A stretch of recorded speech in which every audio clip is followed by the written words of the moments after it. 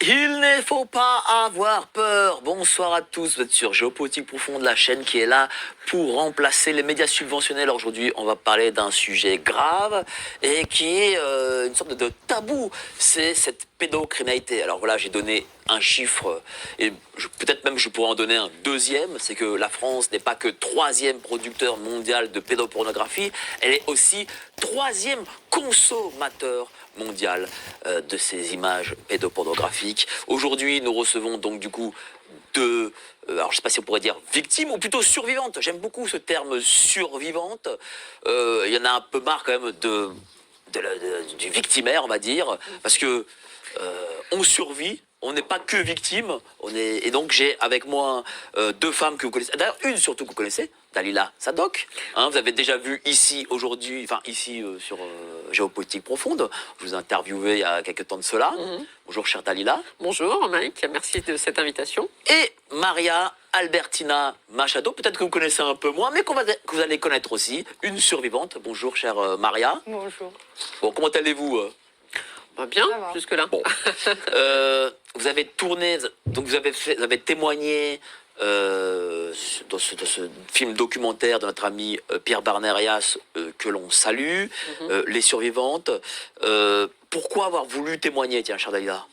Eh ben, c'était une occasion en or pour nous, les parents qui sont silenciés. Nos enfants sont massacrés dans un silence morbide. Et aujourd'hui, j'ai eu l'occasion, grâce à Pierre, de mettre en image et de révéler à la France entière ce qui se passe. Et comme on a toujours été silencieux, aujourd'hui, c'était l'occasion de mettre sur les écrans ce qui se passe dans l'obscurité et qui condamne nos enfants. Donc cette opportunité, j'allais sûrement pas passer à côté, parce que je parle au nom de tous ces enfants et tous ces parents qui n'ont jamais l'occasion d'être entendus dans les mainstream. Et donc merci Pierre. Merci. Bah oui, et il faut le saluer, voilà, parce qu'il prend des risques. Mais complet. Et j'ai l'espoir justement que ce sera le début de la fin des atrocités que subissent nos enfants aujourd'hui et que les parents protecteurs seront eux aussi protégés et entendus. Et vous, chère Maria Machado, pourquoi avoir voulu témoigner? Est-ce que c'est pas compliqué aussi de vouloir témoigner? Aujourd'hui, je vois que c'est très compliqué pour moi. Puisque en fait, moi, j'ai pas perdu la mémoire.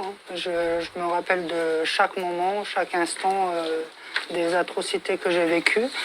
Et en fait, si j'ai voulu témoigner, c'est pour faire appel à toutes ces victimes qu'ils se lèvent et ils aillent dénoncer, qu'ils aillent témoigner. Et d'avoir fait appel à Pierre, justement, c'est une opportunité qui m'a donné. Alors merci à Pierre aussi, parce qu'aujourd'hui je vais pouvoir réveiller les victimes à ne plus être victimes et être survivantes comme nous. Bien sûr.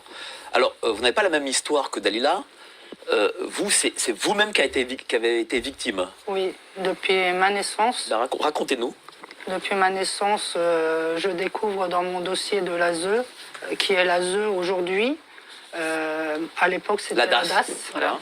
Avant, c'était la DAS. Je découvre dans mon dossier que j'ai été violée 2 jours après ma naissance. 2 jours après votre naissance. 2 jours après ma naissance, oui. Et dans le dossier aussi, il y a des documents où ils disent qu'entre ma famille, qui disent que c'est ma famille, puisqu'aujourd'hui, au jour d'aujourd'hui, je suis plus très sûr que c'est ma famille, avec toutes les preuves que j'ai. Et en fait, la DAS et ma famille me ballottaient un coup j'étais dans ma famille, un coup dans la DAS, et en fait j'étais maltraitée aux deux. Et le procureur, les juges des enfants, police, tout ce qui suit, la justice, continuait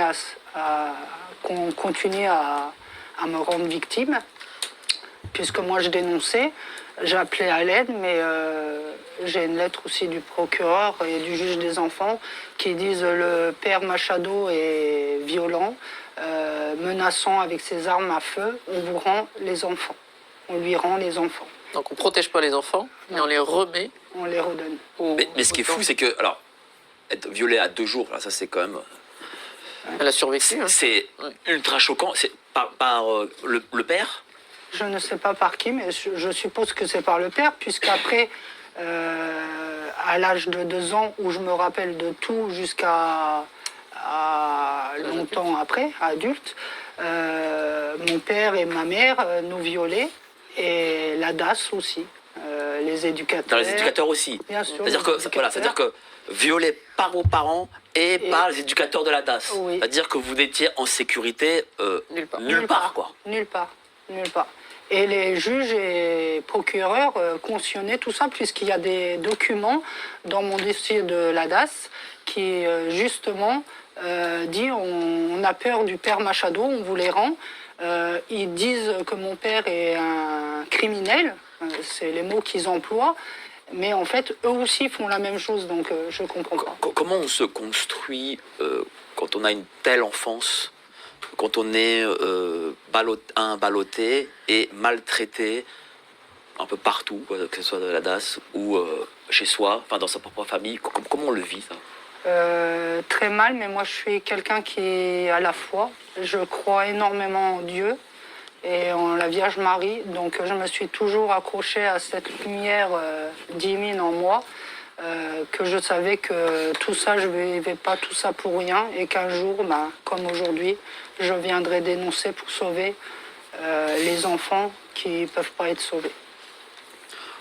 Merci, chère Maria Machado, c'est bouleversant d'apprendre ça.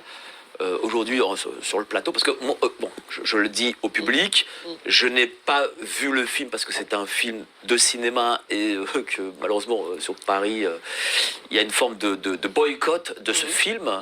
Déjà, est-ce que vous le comprenez, ce boycott? Moi, je le comprends dans le sens où on nous a toujours empêchés de parler. Donc, et là, on a des survivantes avec des preuves notoires, hein, puisqu'on a quand même été... Pierre a fait quand même une enquête sur nous. Il a vérifié toutes nos pièces. Donc, il a bien compris que ce qu'on racontait, c'était pas du pipeau. Et je pense que ceux qui savent que ce film sort, savent qu'ils sont en danger. Donc, comme on n'a jamais eu de soutien de la part des médias, il était logique qu'ils feraient tout pour que le film ne soit pas visionné. Vous, chère Dalila, votre histoire est différente. Ce sont vos enfants qui sont aussi victimes. Qui sont toujours dans les réseaux aujourd'hui. Toujours dans les réseaux. De France, oui. Racontez-nous, pour ceux qui ne connaissent pas votre histoire. Alors moi, dans les grandes lignes, j'apprends... Alors j'ai obtenu la garde de mes enfants après une séparation un peu houleuse. J'ai jamais discrédité le père. J'ai toujours laissé... Alors déjà, quel est le métier du père? Le père, en fait, travaille dans une centrale d'achat public à Grenoble, où il a été pistonné après avoir été licencié. Quand, dans son entreprise, il a été identifié, je pense, pour avoir été sur des réseaux, des réseaux informatiques pédos. Vous divorcez avec lui? J'étais pas mariée, hein, donc voilà. Je me sépare, voilà. Tout à fait. C'est séparé. Dans des conditions un peu bizarres. Et lui garde... Non. Alors, en fait, au départ, on a une garde partagée. Les enfants, ils le vivent très très mal, ils sont très jeunes, et je demande à mon avocat s'il y a moyen de faire une expertise psy. Le juge nous suit, le juge des affaires familiales, il fait une expertise psychologique de toute la famille, et donc avec 4 séances chacun, en seul ou en accompagné, et là il constate qu'en effet les enfants sont très mal avec le père, qu'ils s'en occupent très mal et ils ont peur de lui. Donc la psychologue conseille au juge des affaires familiales de me donner la garde des enfants. Et je lui demande l'autorisation de déménager en Moselle, puisqu'on habitait en Savoie, qu'elle me valide. Donc je déménage et j'achète une maison en mars 2018. J'emmène mes enfants. Donc progressivement, ils se sentent en sécurité et ils ne vont chez leur géniteur que la moitié des vacances. Et quand ils reviennent, c'est très compliqué. Et même au téléphone, ils commencent à parler quand ils sont à côté de lui. Donc j'ai des preuves notoires, elles sont dans le film. Il en a mis quelques-unes parce que j'en ai pléthore. J'ai bien sûr essayé de dénoncer. J'ai appelé les services, le 119, comme on vous le conseille. Hein. J'ai appelé également la gendarmerie, qui ont pris les preuves. Et ce qui s'est passé, c'est que les services sociaux, au lieu de me soutenir, ont plutôt défendu le père. Et le juge des enfants a préconisé une nouvelle expertise psy. Et cette expertise psy, bizarrement, elle sort le fameux syndrome d'aliénation parentale qui dit que c'est forcément parce que je voulais obtenir la garde des enfants que j'avais inventé cette pédocriminalité. Or, j'avais déjà la garde depuis 1 an et demi. Donc ce psy, il n'avait même pas lu le dossier. Et donc c'est pour ça qu'aujourd'hui, je l'attaque au pénal et au civil. Et entre-temps, ce qui se passe, c'est que les juges s'autosaisissent parce qu'il y avait des visites médiatisées et donc l'obligation d'une prochaine audience 9 mois plus tard, c'est-à-dire en avril 2020. Mais bizarrement, le juge des affaires familiales s'auto-saisit pendant cette période, qui est illégale, hein, puisqu'on devait attendre la fin de d'avril 2020 pour pouvoir le saisir. Et il organise en catimini l'enlèvement de mes enfants pour les remettre aux pédocriminels, alors qu'on a une plainte toujours en cours très étayée, avec une expertise psy judiciaire qui confirme la C'est-à-dire un réseau pédocriminel. Tout à fait. Un réseau... Très étendu. C'est-à-dire, est-ce que c'est des gens influents ou est-ce que c'est... Il y a tout. C'est des gens avec des postes clés. Donc on va avoir des procureurs, des juges des enfants, des juges des affaires familiales. On a des services sociaux, on a des gendarmes, des avocats. Voilà, on a même des directeurs d'école. C'est assez surprenant. Donc ce que disent les survivantes confirme exactement ce que j'ai identifié. Alors moi au début je me suis dit je suis parano, c'est pas possible. Et puis quand elles m'ont expliqué, mais toutes sans exception, comment ça se passait, ça m'a confirmé ce que j'avais constaté. Est-ce que vous-même, chère Maria, vous étiez pris en main, si je puis dire, par des réseaux? Est-ce que c'était des réseaux, par exemple l'ASE? Je pense que aujourd'hui, je vais pas dire l'ASE parce qu'en fait, je veux pas attaquer l'ASE aujourd'hui. Je sais pas trop comment est l'ASE aujourd'hui, mais quand j'entends l'histoire d'Alila, où je me reconnais énormément dans ses enfants, donc je vois que l'ADAS qui avait été enlevé pour être mis l'ASE, je vois qu'au jour d'aujourd'hui, 48 ans après, rien n'a changé, donc c'est même, on dirait que c'est même pire. Et oui, je reconnais là-dedans le réseau, puisque moi, quand j'étais à l'ADAS, on nous emmenait à un château. Un château, d'accord. Oui. Qui ont? C'est-à-dire des éducateurs? Les éducateurs, les directeurs du foyer où on était. Donc on allait dans des châteaux, je voyais ce qui se passait, les enfants qui... Qu'est-ce que vous voyez? Des enfants qui disparaissaient. Ils nous emmenaient dans les parcs pour qu'on demande aux enfants de venir vers nous. On les appâtait en fait. Après, les assistantes sociales accusaient les parents comme quoi ils ne s'occupaient pas des enfants, alors que c'est pas vrai. C'est la DAS qui les kidnappait en fait. Et on allait, oui, au château de M. Mitterrand. De M. Mitterrand? Oui. Dans la Nièvre? Non, à Château-Chinon. Ah oui, pardon, château. Je suis pas très bon en géographie. Château Chinon. Je suis désolé. Ouais. Je suis désolé. Ouais. De Mitterrand. Oui. Donc il y a beaucoup j'ai beaucoup de cassettes vidéo aussi, qu'à l'époque c'était des cassettes vidéo où on me demandait souvent de chanter pour ces gens-là, des gens très importants que j'éviterai de citer les noms parce que au jour d'aujourd'hui je ne sais pas ce qu'on ferait si... Monsieur Mitterrand était présent? Bien sûr, il était présent. On me demandait de faire des choses que je ne voulais pas, c'est-à-dire de faire du mal, couper des mains, violer. Et si je ne voulais pas faire ce qu'on me disait, j'étais violée 2 fois plus. Couper des mains de qui? D'enfants? D'enfants qui ne voulaient pas faire ce qu'on leur dit. Donc moi, je refusais totalement de faire ce qu'on me disait. On me disait si je ne le ferais pas, je serais tuée. Ou alors violenter ou violer 2 fois plus. Et j'ai dit, violez-moi, faites-moi ce que vous voulez. Si Dieu a décidé que je devrais mourir, je mourrai, mais en aucun cas, au nom de Jésus, je salirai mes mains. Vous avez quel âge à ce moment-là? J'avais 8, 10 et 13 ans. Et vous arrivez à vous rappeler de tout ça? Tout. Est-ce que c'est pas quelque chose qu'on a enfoui? On posera la question à notre psychologue qui est ici présent. Est-ce que c'est pas quelque chose qu'on a enfoui au fond de soi-même pour que ça ne ressorte plus? Je n'ai rien caché, moi, et je n'ai rien voulu oublier. Pour la simple raison parce que j'avais mes petites sœurs derrière qu'il fallait que je sauve. Et qu'à chaque fois je savais que déjà mon frère et ma sœur qui étaient avec moi, j'étais tout le temps celle que, même si j'étais plus petite, je voulais les défendre à chaque fois. Et moi j'ai toujours eu la foi. Donc pour moi, fallait pas laisser ça comme ça. Et moi, à aucun moment, j'ai oublié tout ce que j'ai vécu, rien. Le seul truc, c'est que il y a des choses, encore aujourd'hui, que je parle pas et que je dis pas. Pourquoi? Parce que j'enverrai la moitié de Nevers en prison. D'accord. Ouais. Le témoignage lui ressemble un peu beaucoup à ceux de vos enfants. Tout à fait. Ouais, tout à fait. Est-ce qu'ils ont aussi, on les emmène aussi à ce type d'endroit où ils doivent faire des choses? Oui, tout à fait. Ils m'en ont parlé. Ils ont osé me parler de lieux très très connus avec. Voilà, je peux vous le dire, si vous voulez. Hein. Allez-y. Moi, mon fils, il a fait un dessin que j'ai déjà partagé, où il dessine la pyramide du Louvre. Et il met une flèche sous la pyramide du Louvre. Il me dit que sous cette pyramide, il y a une autre pyramide à l'envers. Il n'y a jamais été, officiellement. Donc j'ai dit, en effet, oui, il y a bien une autre pyramide. Il me dit, bah voilà, là, tu vois, il y a des morts. Et il a écrit mort. Il m'avait demandé de lui écrire mort à un autre endroit. Il l'a recopié. Et j'ai dit, mais attends, il me dit, oui, là-dessous, il y a des sous-sols. Et moi, j'ai vu. Donc il m'a dit que là, il y avait des morts, il y avait des rituels. Donc vous voyez que ça n'a pas trop changé. Hein. On parlait de Mitterrand.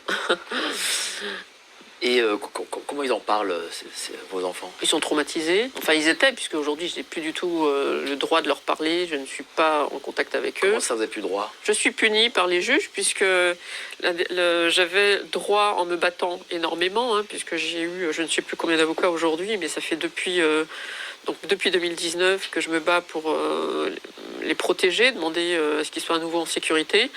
Et les juges m'ont donné en 4 ans 29 heures de visite médiatisée et je devais faire 1200 km pour les voir 2 heures. C'est quoi une visite médiatisée? Alors une visite médiatisée, c'est simple, vous êtes dans un lieu neutre, ils appellent ça un lieu neutre, qui sont en fait des bureaux à peu près aménagés, avec quelques jouets dans un coin, une table et puis une cuisine. Et vous recevez vos enfants là, vous êtes surveillés, comme le lait sur le feu, parce que je suis dangereuse étant donné que je parle de pédocriminalité et que je génère un conflit parental. Puisque si je porte, parce que j'ai une plainte que j'ai réouverte, qui a été classée sans suite, comme toujours, quand vous dénoncez la pédocriminalité, les plaintes sont classées sans suite. Donc là, j'ai demandé, je me suis portée partie civile avec Maître Pichon, vous connaissez? Bien sûr, qui lui aussi qui est avocat, voilà. Et qui a des problèmes aussi avec l'ASE pour le coup. Bah voilà, fou, forcément. C'est le deuxième avocat que je connais qui a des problèmes avec l'ASE. Qui a aussi failli être désenfanté, comme par hasard. C'est quand même surprenant. Hein. Bref, et donc on a... le but du jeu, c'était de rouvrir cette plainte pénale, puisqu'on a quand même des grosses preuves. On a des dossiers médicaux, on a des témoignages des enfants, on a des appels téléphoniques flagrants délit chez le père. Enfin, j'ai pléthore de preuves, plus les expertises. Et là, je demande, donc cet avocat cherche à rouvrir donc le dossier, qu'il n'arrive même pas à obtenir pour continuer cette plainte.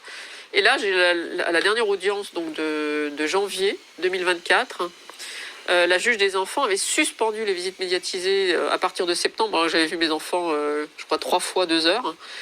Et elle les a suspendues parce que j'ai fait un petit passage de 5 minutes, même pas 30 secondes, je crois, sur Arte, au nom de la MAPIF, où je parle de la dangerosité de la pédocriminalité non traitée et non... Est-ce que derrière, parce que souvent, en tout cas, quand une affaire à peu près, on va dire normale, entre guillemets, c'est la mère qui a la garde. Bon.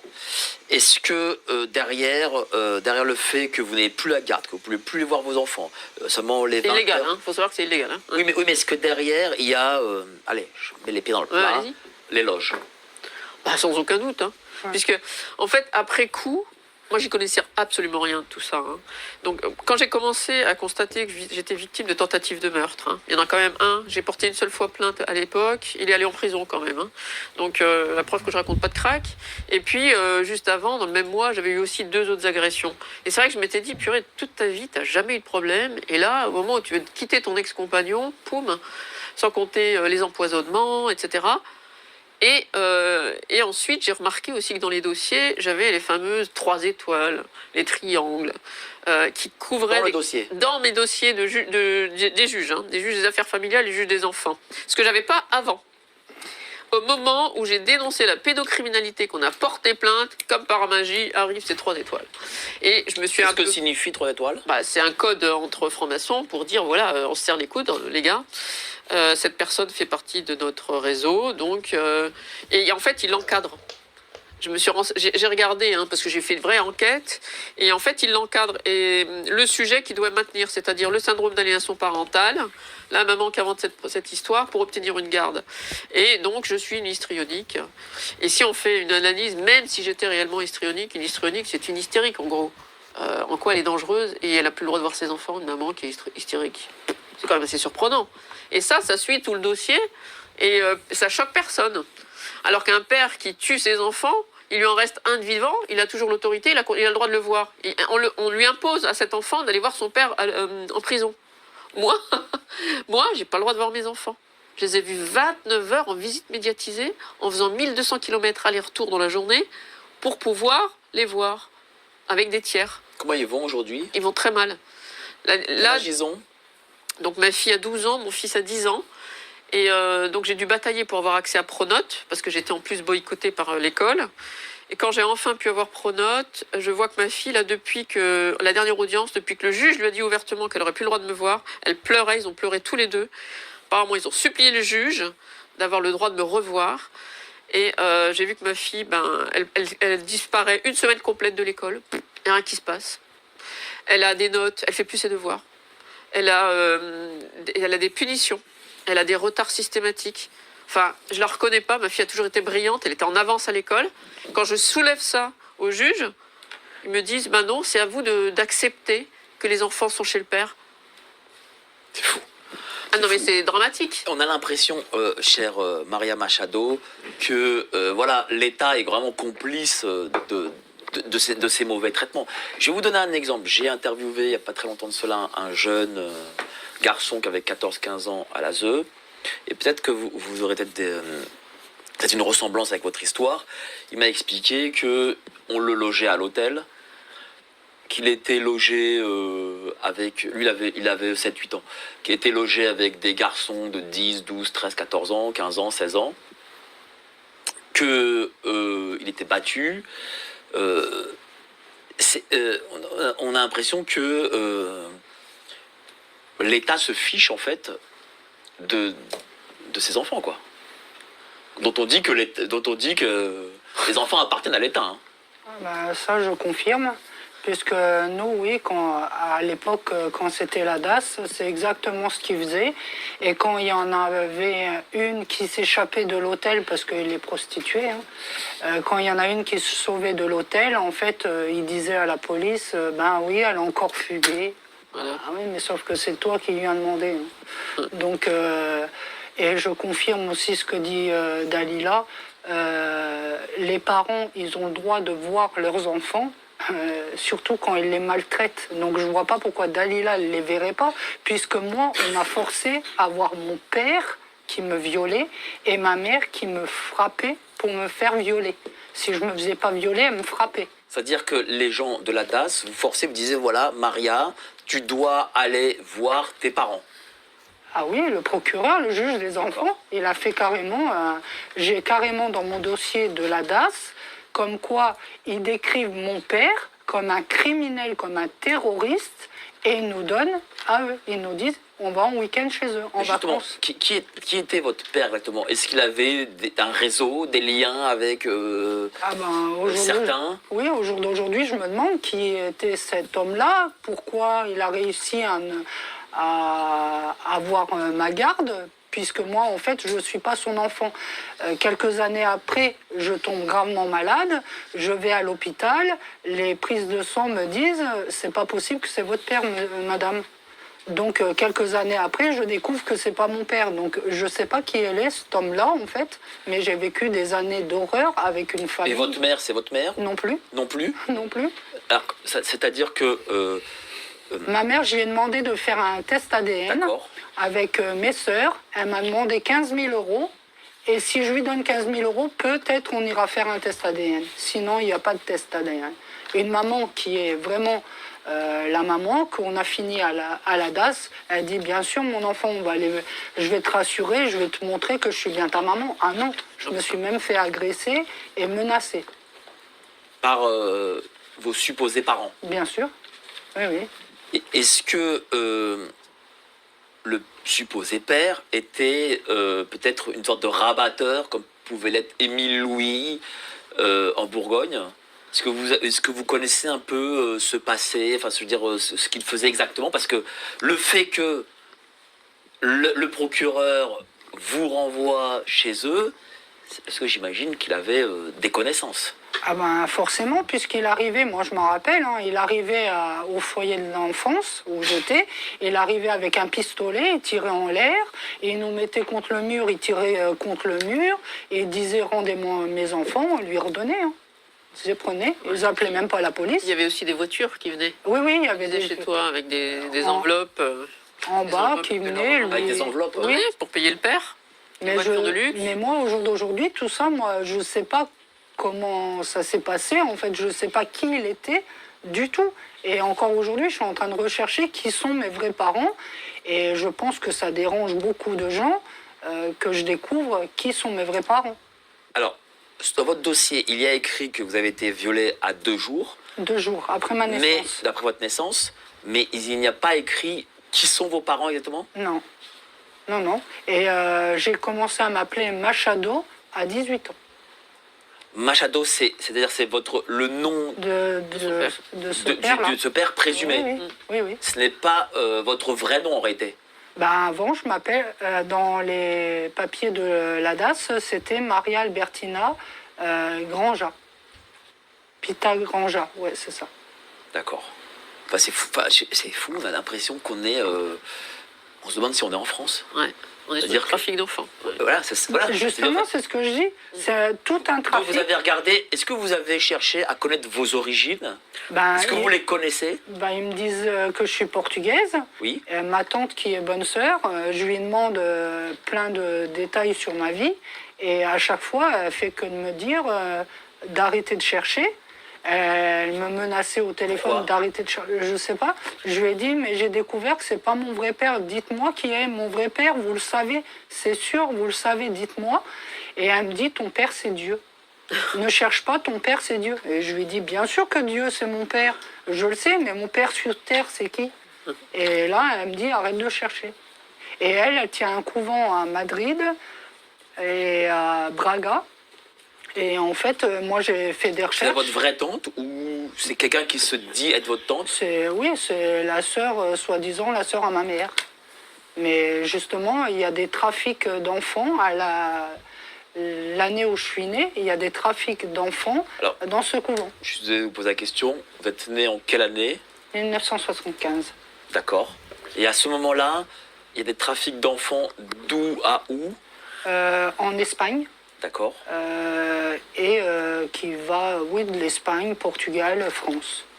Donc c'est-à-dire les fins d'année de la dictature portugaise et espagnole. Oui, oui, dans les couvents. D'accord. Elle est mère supérieure dans les couvents. Donc vous êtes soit espagnole d'origine, soit portugaise d'origine. Sûrement. Je ne sais pas du tout au jour d'aujourd'hui. Je sais que je parle portugais couramment, mais... justement, comment on vit le fait de ne pas connaître son histoire? Jusqu'à maintenant, jusqu'à aujourd'hui, jusqu'à que le film il sort, en fait, c'est comme si j'étais devenue la maman que je voulais avoir, la sœur que je voulais avoir, l'amie que je voulais avoir, donc j'étais super, super forte. Mais depuis que le film il est sorti, j'ai l'impression que mon corps et mon âme sont en train de se réveiller de tous ces drames, alors que je voulais pas me rappeler, je voulais oublier comparé aux autres, je voulais pousser, oublier, mais pour sauver d'autres enfants, je me dis il faut que je sois forte et que je continue. Mais pendant quelques jours, je voulais me retirer de tout ça parce que ça m'étouffait de trop. parce que je me rends compte qu'en fait, j'ai vraiment été violentée, abîmée, et que c'est pas que mon corps qu'ils ont abîmé, mais mon âme aussi.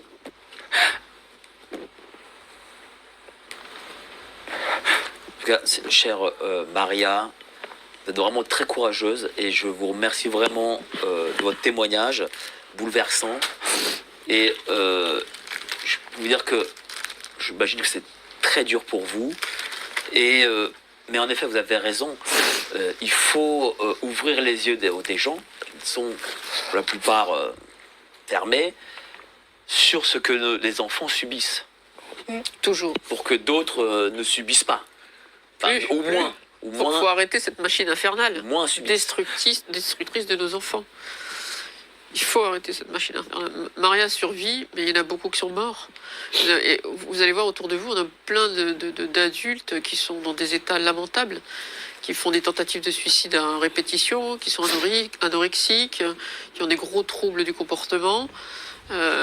Et si on creusait un petit peu, qu'on leur posait des questions, je suis sûre qu'il y en a beaucoup dans ce tas qui nous diraient qu'ils ont été aussi victimes de viols, de tortures et puis certainement aussi de réseaux. Aujourd'hui, la France va mal parce qu'il y a une omerta incroyable qui nous empêche de protéger nos enfants. Nos enfants n'ont plus de valeur, n'ont aucune parole, ils ne sont pas entendus, mais surtout, ils sont utilisés comme alors à la fois pour compromettre les personnes placées à des postes stratégiques.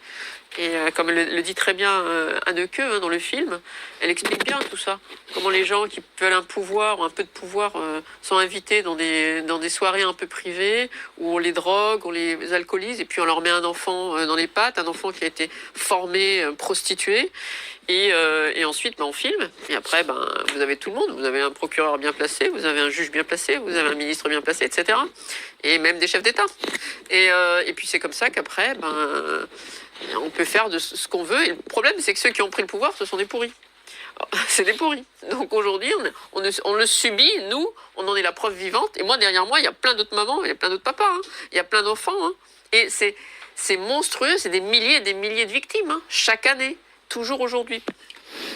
Quand vous regardez le nombre de fugues qu'on a, et quand on regarde le nombre de signalements, je veux dire, il y a un gap. On peut le quantifier, ça ? Alors, j'ai plus les chiffres, mais je sais que les enfants qui disparaissent définitivement, qu'on ne retrouve plus, il y en a 11 000 par an. 11 000 enfants 11 000. Est-ce qu'on a 11 000 alertes à enlèvement par an? Non. Pourquoi? Parce que ces enfants, ils servent dans le réseau. Sinon, ça passera à la télé tous les jours pour sauver ces enfants. Par contre, il y en a une alerte à l'enlèvement, c'est qui? C'est la maman, genre moi, qui sait que l'enfant va tomber dans le réseau et être remis au père, donc je me sauve, et je vais sauver mon enfant, je vais le sortir. Je vais juste fuir le problème, parce que je continue à avoir des problèmes tout le reste de ma vie, on est d'accord. Hein. Vous voyez le cas avec ma Janie, avec, comment elle s'appelle, Séverine Rava, avec le petit Amaury, elles ont fini en tôle. Hein. Déjà, elles sont en cavale, elles ont rien. C'est une vie horrible, et en plus, on vous chope, vous allez en prison. Moi, ils m'ont pas laissé le temps, parce quand j'ai porté plainte pour inceste, ils m'ont collé directement une interdiction de sortie du territoire, à moi. À moi, pas aux criminels, hein, puis, à moi. Vous avez aussi évité des assassinats, ça il faut le dire. Ah bah oui, bien sûr, donc je vois bien, parce qu'ils savent dans quel réseau sont mes enfants, ils savent très bien. Donc j'ai été approchée, surveillée, contrôlée, je suis bloquée de partout. Faut voir, ils font tout. J'ai perdu mon job du jour au lendemain alors que j'étais dans une grande boîte qui a jamais voulu me laisser, ne serait-ce que partir. Parce que vous êtes ingénieur. Oui, je suis ingénieur. Vous êtes ingénieur, vous avez des diplômes, vous connaissez, vous avez un métier, et on fait tout pour vous détruire aussi socialement. Tout à fait. Le jour de sortie du film, paf, je suis devenue, pour une échéance en retard de prêt immobilier, la banque veut me saisir la maison. C'est génial quand même, pour une échéance en retard d'une semaine. Pile poil le jour de la sortie du film. Enfin, je sais pas quoi. Mais vous n'avez pas eu peur justement de témoigner dans ce film? Moi, j'ai plus peur. Fallait le faire. Ah ben c'était même primordial. Moi, même si je perds la vie, c'est pas grave. Si je peux sauver des enfants, on est quoi au Peanuts à côté et puis surtout mes enfants, et puis tous les enfants qui sont là, dans ces réseaux. Si personne prend le flambeau et se dit un jour, bon bah c'est pas grave, j'y vais, je perds tout, mais c'est pas grave, mais je perds pas ma dignité. Je peux me regarder dans un miroir. Vous croyez que quand on vit ça, on peut continuer à vivre normalement? Vous croyez qu'on peut continuer à vivre et profiter de la vie normalement? En face de nous, on sait, moi je vois, ces meurtres d'enfants, ces tortures. Moi, mes enfants m'ont tout décrit. Hein. Ils m'ont expliqué ce qui se passe. Qu'est-ce qu'ils vous ont dit exactement? Ben, ils m'ont expliqué qu'il y a des enfants qui sont tués, qui sont obligés de boire du sang, puis je dis, mais manger des excréments, qui sont obligés d'être dans des rituels où il y a plein de monde, plein d'enfants, que des papas viennent violer d'autres enfants avec leurs enfants. Moi, au début, je me suis dit, mais... Puis mes enfants étaient loin d'être... Enfin, ils mentaient jamais, ils m'expliquaient clairement les choses, donc c'était difficile de ne pas les croire. Mais c'était tellement incroyable. Mais ça dépasse l'entendement. Ça dépasse l'entendement. Il faut être bien accroché. Hein. Il faut avoir confiance en ses enfants pour être sûr de ça. Et puis après, il y avait aussi tous les autres signes, c'est-à-dire les résultats médicaux. Mais ma fille avait eu quand même des MST à l'âge de 2 ans. Et je m'étais rappelé de ça. Je m'étais dit, mais c'est vrai. Quel type de maladie? Maladie sexuellement transmissible. Syphilis, chose comme ça? Je sais plus. Il m'a même pas précisé le médecin, mais il m'a donné des ovules. Mon fils, quand j'ai récupéré le dossier médical après qu'il ait été enlevé pour être remis par les flics au pédo, je récupère le dossier médical et là je découvre que mon fils il a vécu à plusieurs reprises des hémorragies anales. Donc je me dis mais mince. Donc tout ce qu'ils m'ont dit, mais c'était sous mes yeux, j'ai rien vu quoi. J'ai rien vu, c'est tellement ahurissant que j'ai rien vu. Merci, chère Dalila.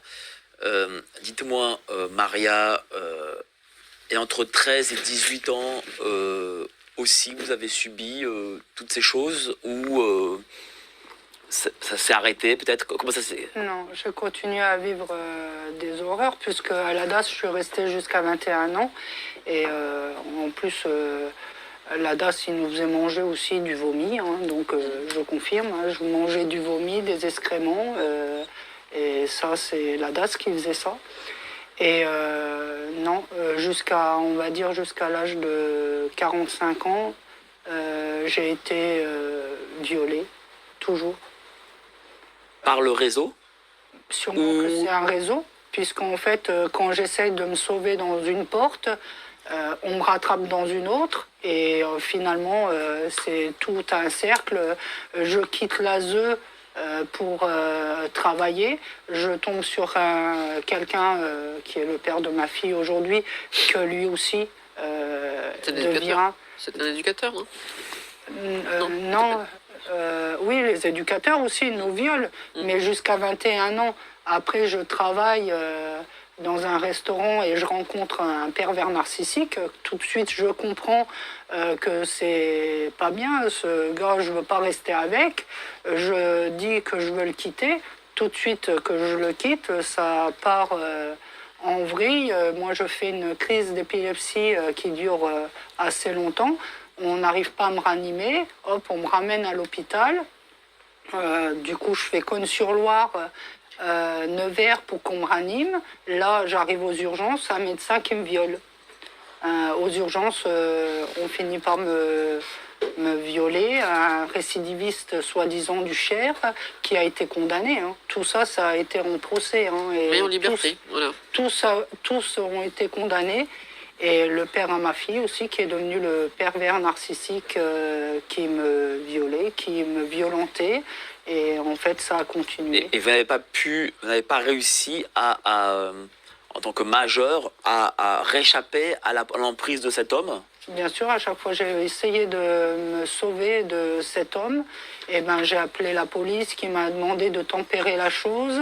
J'ai toujours fait appel à la justice et au procureur, au juge, aux assistantes sociales, qu'une fois l'assistante sociale m'a dit si vous ne pouvez pas assumer votre fille, si vous ne pouvez pas rester chez vous, et ben on va vous enlever votre fille. C'est du chantage. Voilà. Il y a toujours ce chantage se fait. Du coup, on reste là où on est. Et On voit d'ailleurs que l'État, la police, la justice n'est pas l'ami, on va dire, ne protège pas les femmes. Hein. Moi, ils m'ont jamais protégée. Et pourtant, j'ai fait que ça depuis petite, d'appeler la justice. Donc moi, je mets pas tout le monde dans le même sac. Bien sûr, s'il y a des juges, s'il y a des procureurs, s'il y a des juges des enfants, des avocats, des policiers qui sont du bon côté, qui se montrent aujourd'hui, qui nous montrent qu'ils sont du bon côté, qu'ils aillent sauver les enfants. Moi, je remets pas leurs doutes, leur Sincérité en doute. oui, leur sincérité en doute, mais moi, jusqu'à maintenant, au jour d'aujourd'hui, je n'ai vu aucun personnage de la justice venir m'aider. Ma dernière question, on va passer au grand débat avec Jean-Luc Robert, psychologue ici présent, et Marc Daoud, journaliste. Est-ce que votre vie aujourd'hui est en danger? Oui. Parce que vous parlez? Bien sûr, bien sûr. Mais je regrette rien. Je continuerai à dénoncer et à parler si ça sauve tous ces enfants, tout ce que j'ai vécu. En aucun cas, je veux que des autres enfants continuent à le vivre. Et quand je vois 48 ans après que les enfants à Dalila sont en train de vivre les mêmes choses que nous, on a vécu petits, non. Donc s'il y a des gens du bon côté qui se réveillent et qui viennent nous aider, qui viennent nous montrer qu'on a tort. En tout cas, sachez une chose, chère Dalila et chère Maria, parce que là, bon, j'ai le chat sous les yeux. Il y a beaucoup d'amour qui est envoyé. Merci. En tout cas, les gens se mobilisent. Voilà, allez voir ce film, allez voir Les Survivantes. Il y en a un peu partout en France, je crois, non? Où est-ce qu'on peut connaître les endroits? Directement sur le site Les Survivantes. Les Survivantes. Lefilm.com. Bon, là, vous aurez toutes les salles. Vraiment, allez voir Les Survivantes, où il y a aussi l'histoire d'Anneke Luka qu'on a reçue, qui est victime de MK Ultra, qui est une histoire bouleversante. Tiens, qui encore Dans le film? Oui. Alors, vous avez trouvé Chantal Fry, oui. qui est à l'origine des 50 Voices. Qui est suisse, qui a aussi été victime des mêmes réseaux, en fait. Quand elles sont toutes, c'est ça qui est bizarre, c'est qu'elles se sont tous, en se rencontrant, découvert des similitudes dans les réseaux. Il y a aussi Sophie, qui est une victime belge aussi, une aristocrate. Vous avez également Hélène Pélos, qui est victime des réseaux de France, même chose, MK Ultra. Enfin, mes enfants aussi, MK Ultra. Je vais pas. C'est après qu'on le comprend quand ils nous expliquent les filles. Ensuite, il y a aussi, oui, après t'as Stécie, Oui. Stécie qui sort fraîchement des réseaux, du réseau de l'ASE, qui raconte tout ça. C'est assez, c'est horrible. Parce que c'est une fille qui est très intelligente et qui s'exprime très bien et qui a pris du recul malgré tout ce qu'elle subit. Et puis elle en souffre encore, on le sent. C'est vraiment à fleur de peau. Et puis il y a sa maman, Stécie, qui explique son combat et la difficulté qu'elle a eue de sortir ses 4 enfants. Et elle a quand même le petit dernier qui est encore en surveillance rapprochée par les services de l'ASE. Enfin, de l'ASE. Voilà, Les Survivantes, voilà, lessurvivanteslefilm.com. Voilà, vous allez sur Google, on l'a mis là à l'écran. Pour que vous puissiez voir si près de chez vous il y a le film est diffusé, et n'hésitez pas à aller aussi voir vos distributeurs et leur dites voilà. Je veux voir ce film, Les Survivantes, allez-y. Donc on va passer là au grand débat, mais avant ça les petites annonces. S'ils veulent un responsable, il est devant vous. Qu'ils viennent le chercher. Chez GP, nous aussi on assume nos positions politiquement incorrectes. D'ailleurs, toutes les informations les plus sulfureuses sur les sujets clés de la politique et de l'économie sont dans notre revue mensuelle, avec bien sûr toutes nos stratégies financières pour lutter contre ce système.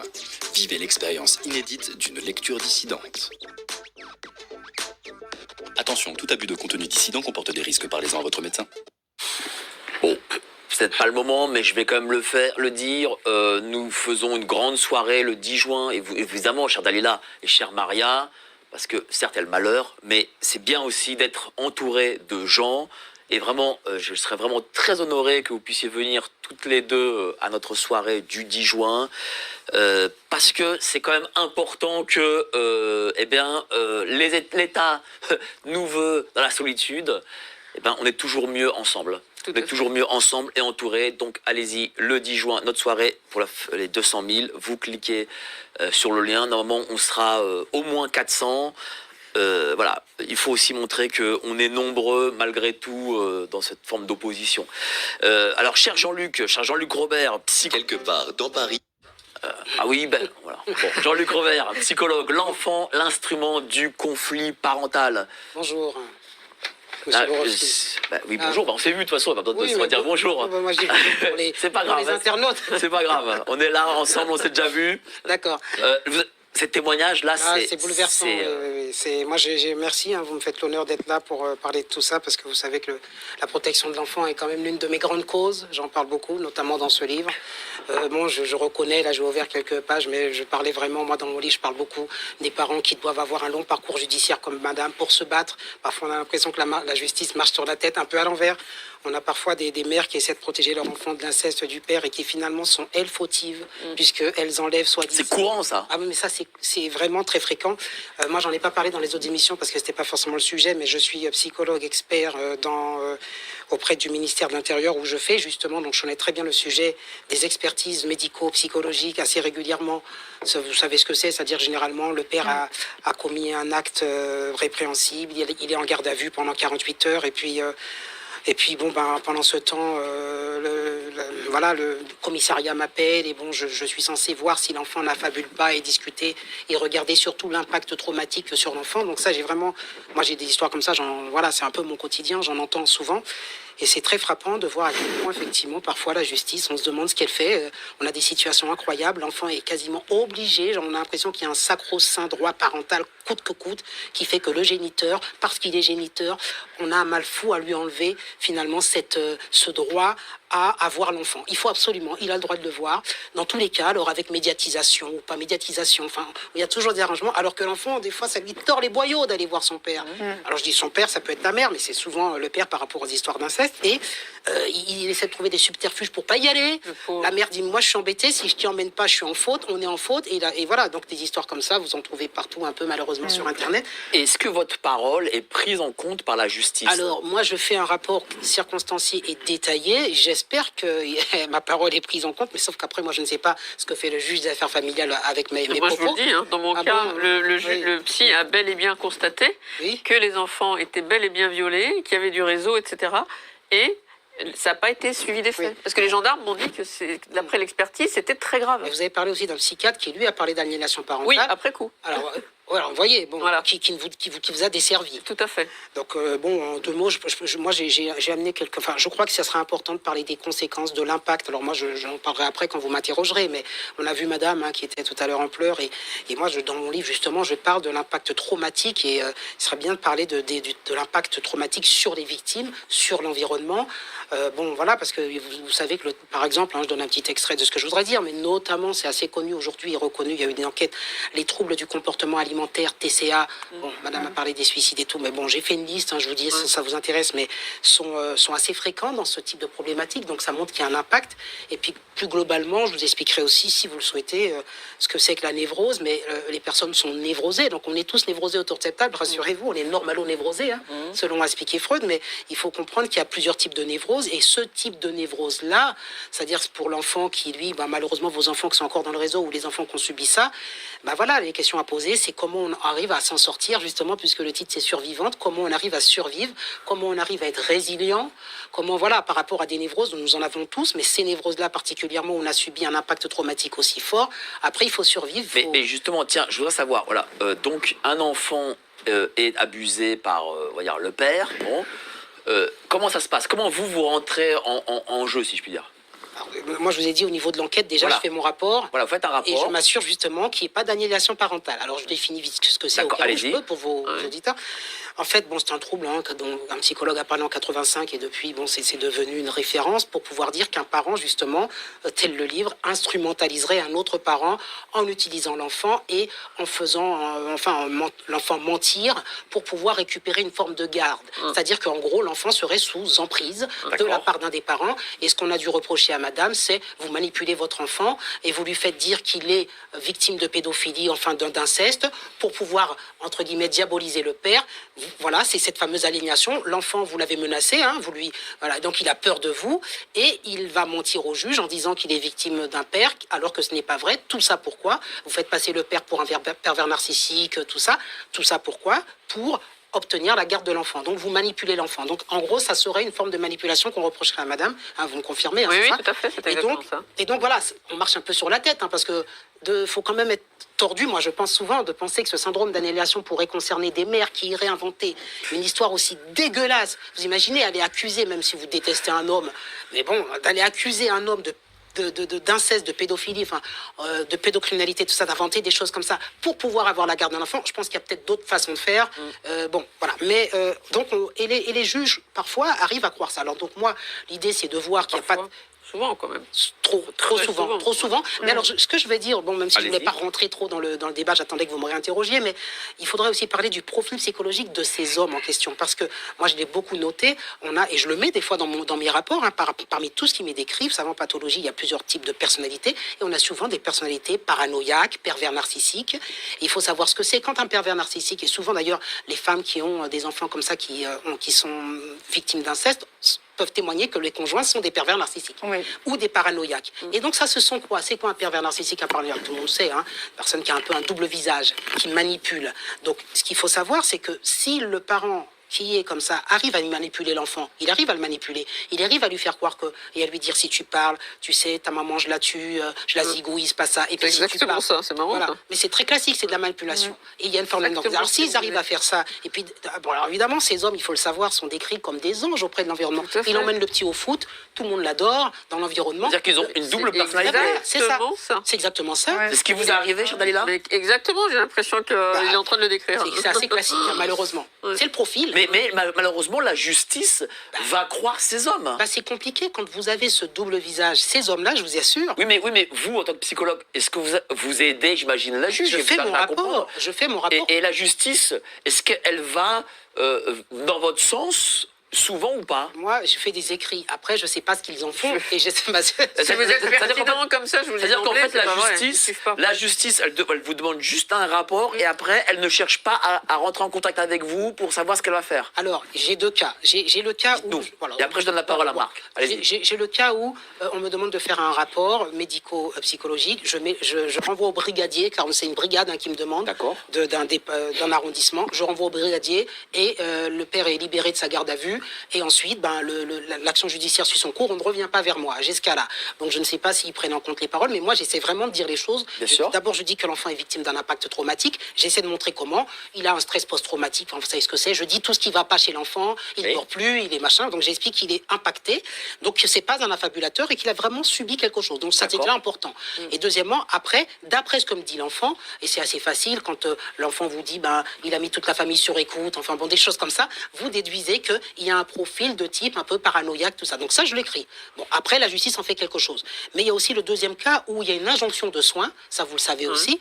Donc ces personnes viennent et tout ça. Et dans le cas de l'injonction de soins, je suis assez agréablement surpris que par moment, donc c'est des hommes qui effectivement ont commis des actes, hein, que ce soit aussi violence conjugale, D'accord. inceste et autres. Et donc ces hommes, ils viennent me voir, mais un peu à reculons, hein. On les oblige à venir. Bon, moi, Oui. je les reçois et je travaille avec eux à ça. J'essaie de leur faire prendre conscience de l'acte qu'ils ont commis. Et à ce moment-là, j'ai quand même eu l'agréable surprise d'avoir été appelé 2 fois récemment par des assistantes sociales, enfin des juges, des personnes qui travaillent, pour me dire, bon, alors, vous pensez réellement qu'après vous avoir vu 5 fois, 6 fois, 7 fois, cette personne peut arrêter le suivi avec vous et on peut lever un peu la mesure d'éloignement ou pas. Et D'accord. donc, de suivre et de me dire ce que je pensais de la personne. Heureusement, bon, moi, les cas que j'ai, parfois, sont assez plus soft que madame, hein, parce que là, ce que vous dites, c'est terrible. Il n'y a pas de réseau, voilà. En 2 mots, puisque je vais bientôt rendre la parole, Allez-y. je crois qu'il faut aussi parler de réseau pédosataniste. On n'a pas parlé du mot, mais C'est vrai. il faut aussi faire le parallèle avec la notion de secte. Et là aussi, c'est une autre psychologie. Moi, je voudrais bien essayer de répondre. On va en parler.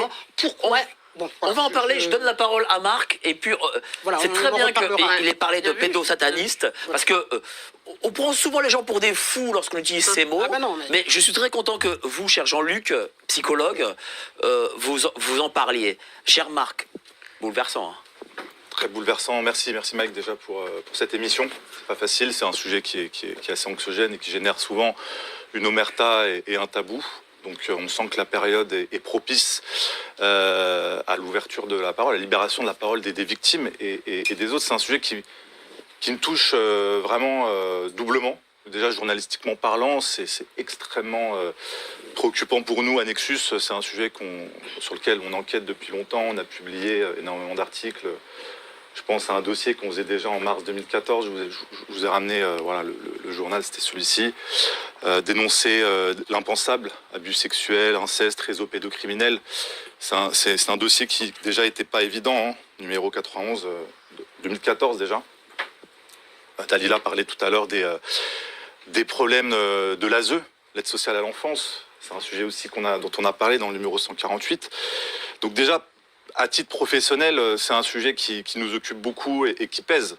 Parce que c'est un sujet qui est compliqué, qu'on n'a pas envie de traiter, parce qu'il charrie énormément de difficultés. On est tous humains. De souffrance. Humainement, on souffre, même si on n'a pas été victime nous-mêmes. Et d'entendre Madame, juste avant, franchement, moi j'avais les larmes aux yeux. Je suis doublement impacté, parce que moi-même, dans mon entourage, j'ai beaucoup de gens qui ont subi des choses similaires. Ça me faisait penser à certaines choses. Déjà, la personne qui partage ma vie, sur l'ordre de problématiques d'inceste. J'ai découvert ça très récemment. C'est bouleversant. C'est bouleversant de savoir qu'il y a des gens qu'on aime, qui ont vécu des choses. On ne se rend pas compte avant de savoir que ça touche des proches. C'est des sujets qui sont que des chiffres. On dit un enfant sur 5 est victime d'abus ou maltraitance sexuelle.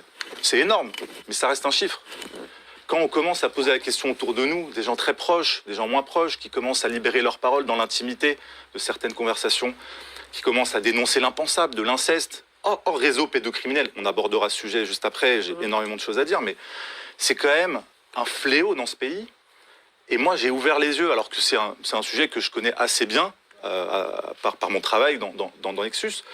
Mais une fois qu'on entend des témoignages de gens que l'on côtoie, Dalila, je l'avais rencontrée il y a déjà 2 ans, elle m'a raconté... Comment ? C'était la précédente... Bien sûr. C'est toi ? Ça m'avait bouleversé. Quand c'est des gens qu'on aime, qui nous racontent des détails, et qu'on voit qu'il y a un dénominateur commun entre toutes ces histoires, que ce soit de l'inceste ou des réseaux pédocriminels, c'est le silence. Lorsqu'il y a de l'inceste, il y a le silence de la famille, l'enfant n'est pas cru. Ça m'a fait penser à l'affaire Doutreau. J'avais interviewé récemment Jonathan Delay, victime des réseaux de l'affaire Doutreau, qui m'avait expliqué ce que ça avait été en tant qu'enfant de vivre le fait de ne pas être cru. C'est une double peine. C'est-à-dire que déjà on vit l'impensable, et ensuite quand on essaye de le partager et que les gens autour de nous ne le croient pas, c'est la double peine et c'est terrible. Et il y avait un, je sais pas, un psychiatre qui m'avait dit ça, c'est-à-dire, je crois que c'est Bruno Clavier, psychanalyste, pédopsychiatre, qui parle de ces sujets-là. Quand l'enfant dit pour la première fois ce qu'il a vécu et qu'il n'est pas cru, il se tait quasiment à jamais. Parce qu'en fait, c'est tellement douloureux de dire quelque chose de cet ordre-là, de l'intime. Il n'y a pas plus intime pour quelqu'un qui a vécu ça. Et ensuite, de ne pas être cru par son entourage, soit sa famille, soit les services sociaux, soit les forces de l'ordre, quand on va porter plainte ou autre, de voir que derrière, il n'y a pas suite. Je pense que c'est une deuxième condamnation.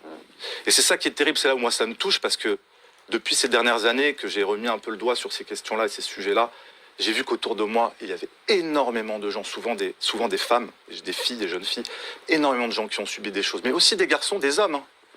Et c'est terrible de voir ces personnes s'être enfermées dans le silence elles-mêmes, souvent, toute leur vie, par honte de partager ça et de ne pas être cru.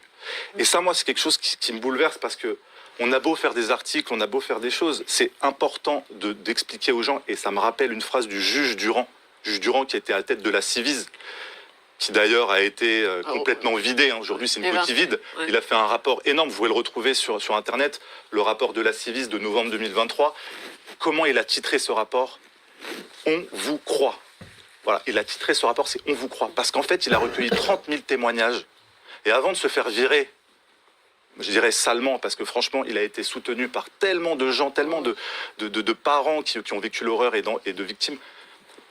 Il a dit, la chose que j'ai vue et qui a été la plus dramatique, c'est de voir à quel point les gens qui nous ont envoyé ces témoignages manifestaient le fait qu'ils n'ont jamais été crus. Et pour une fois, il y avait un organisme qui a fait son travail, donc la Civise, qui est la commission, je ne veux pas dire de bêtises, la commission de lutte contre l'inceste et les violences sexuelles, vous le retrouvez sur Internet, Il y avait un organisme qui faisait ce travail.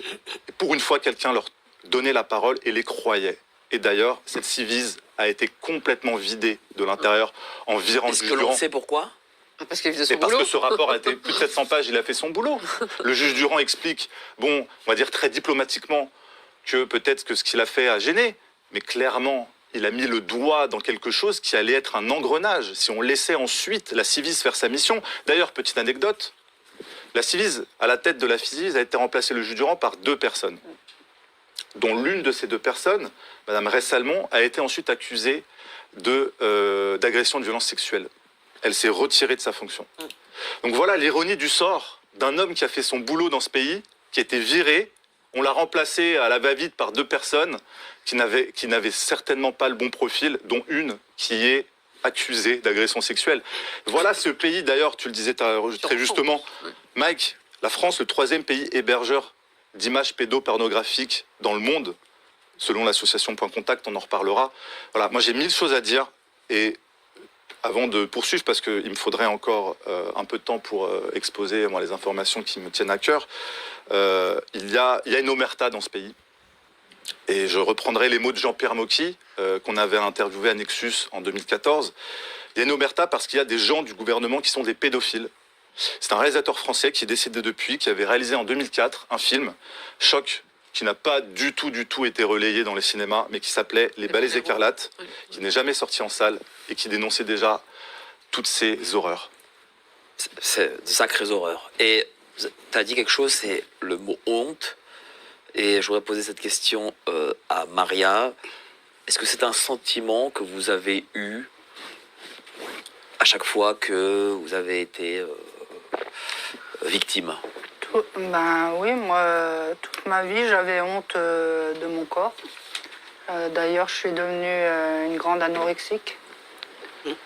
Au jour d'aujourd'hui, je me nourris très très mal, 1 fois par jour. Et tout ce que je mange le soir, je le vomis. Et tout ça à cause de ces viols, parce que je me lavais au grattoir. Au grattoir? Oui. C'est-à-dire que vous vous infligiez... Je voulais, puisque mes bourreaux me disaient tout le temps que c'était de ma faute, parce que c'était mon physique qui attirait ça. Donc quand on est un bébé de 2 jours, je sais pas où ça attire quoi que ce soit, mais bon. Au fur et à mesure, j'ai vu que c'était pas vrai, tout ça, c'est juste des pervers narcissiques. Et je reviens à ce que monsieur disait.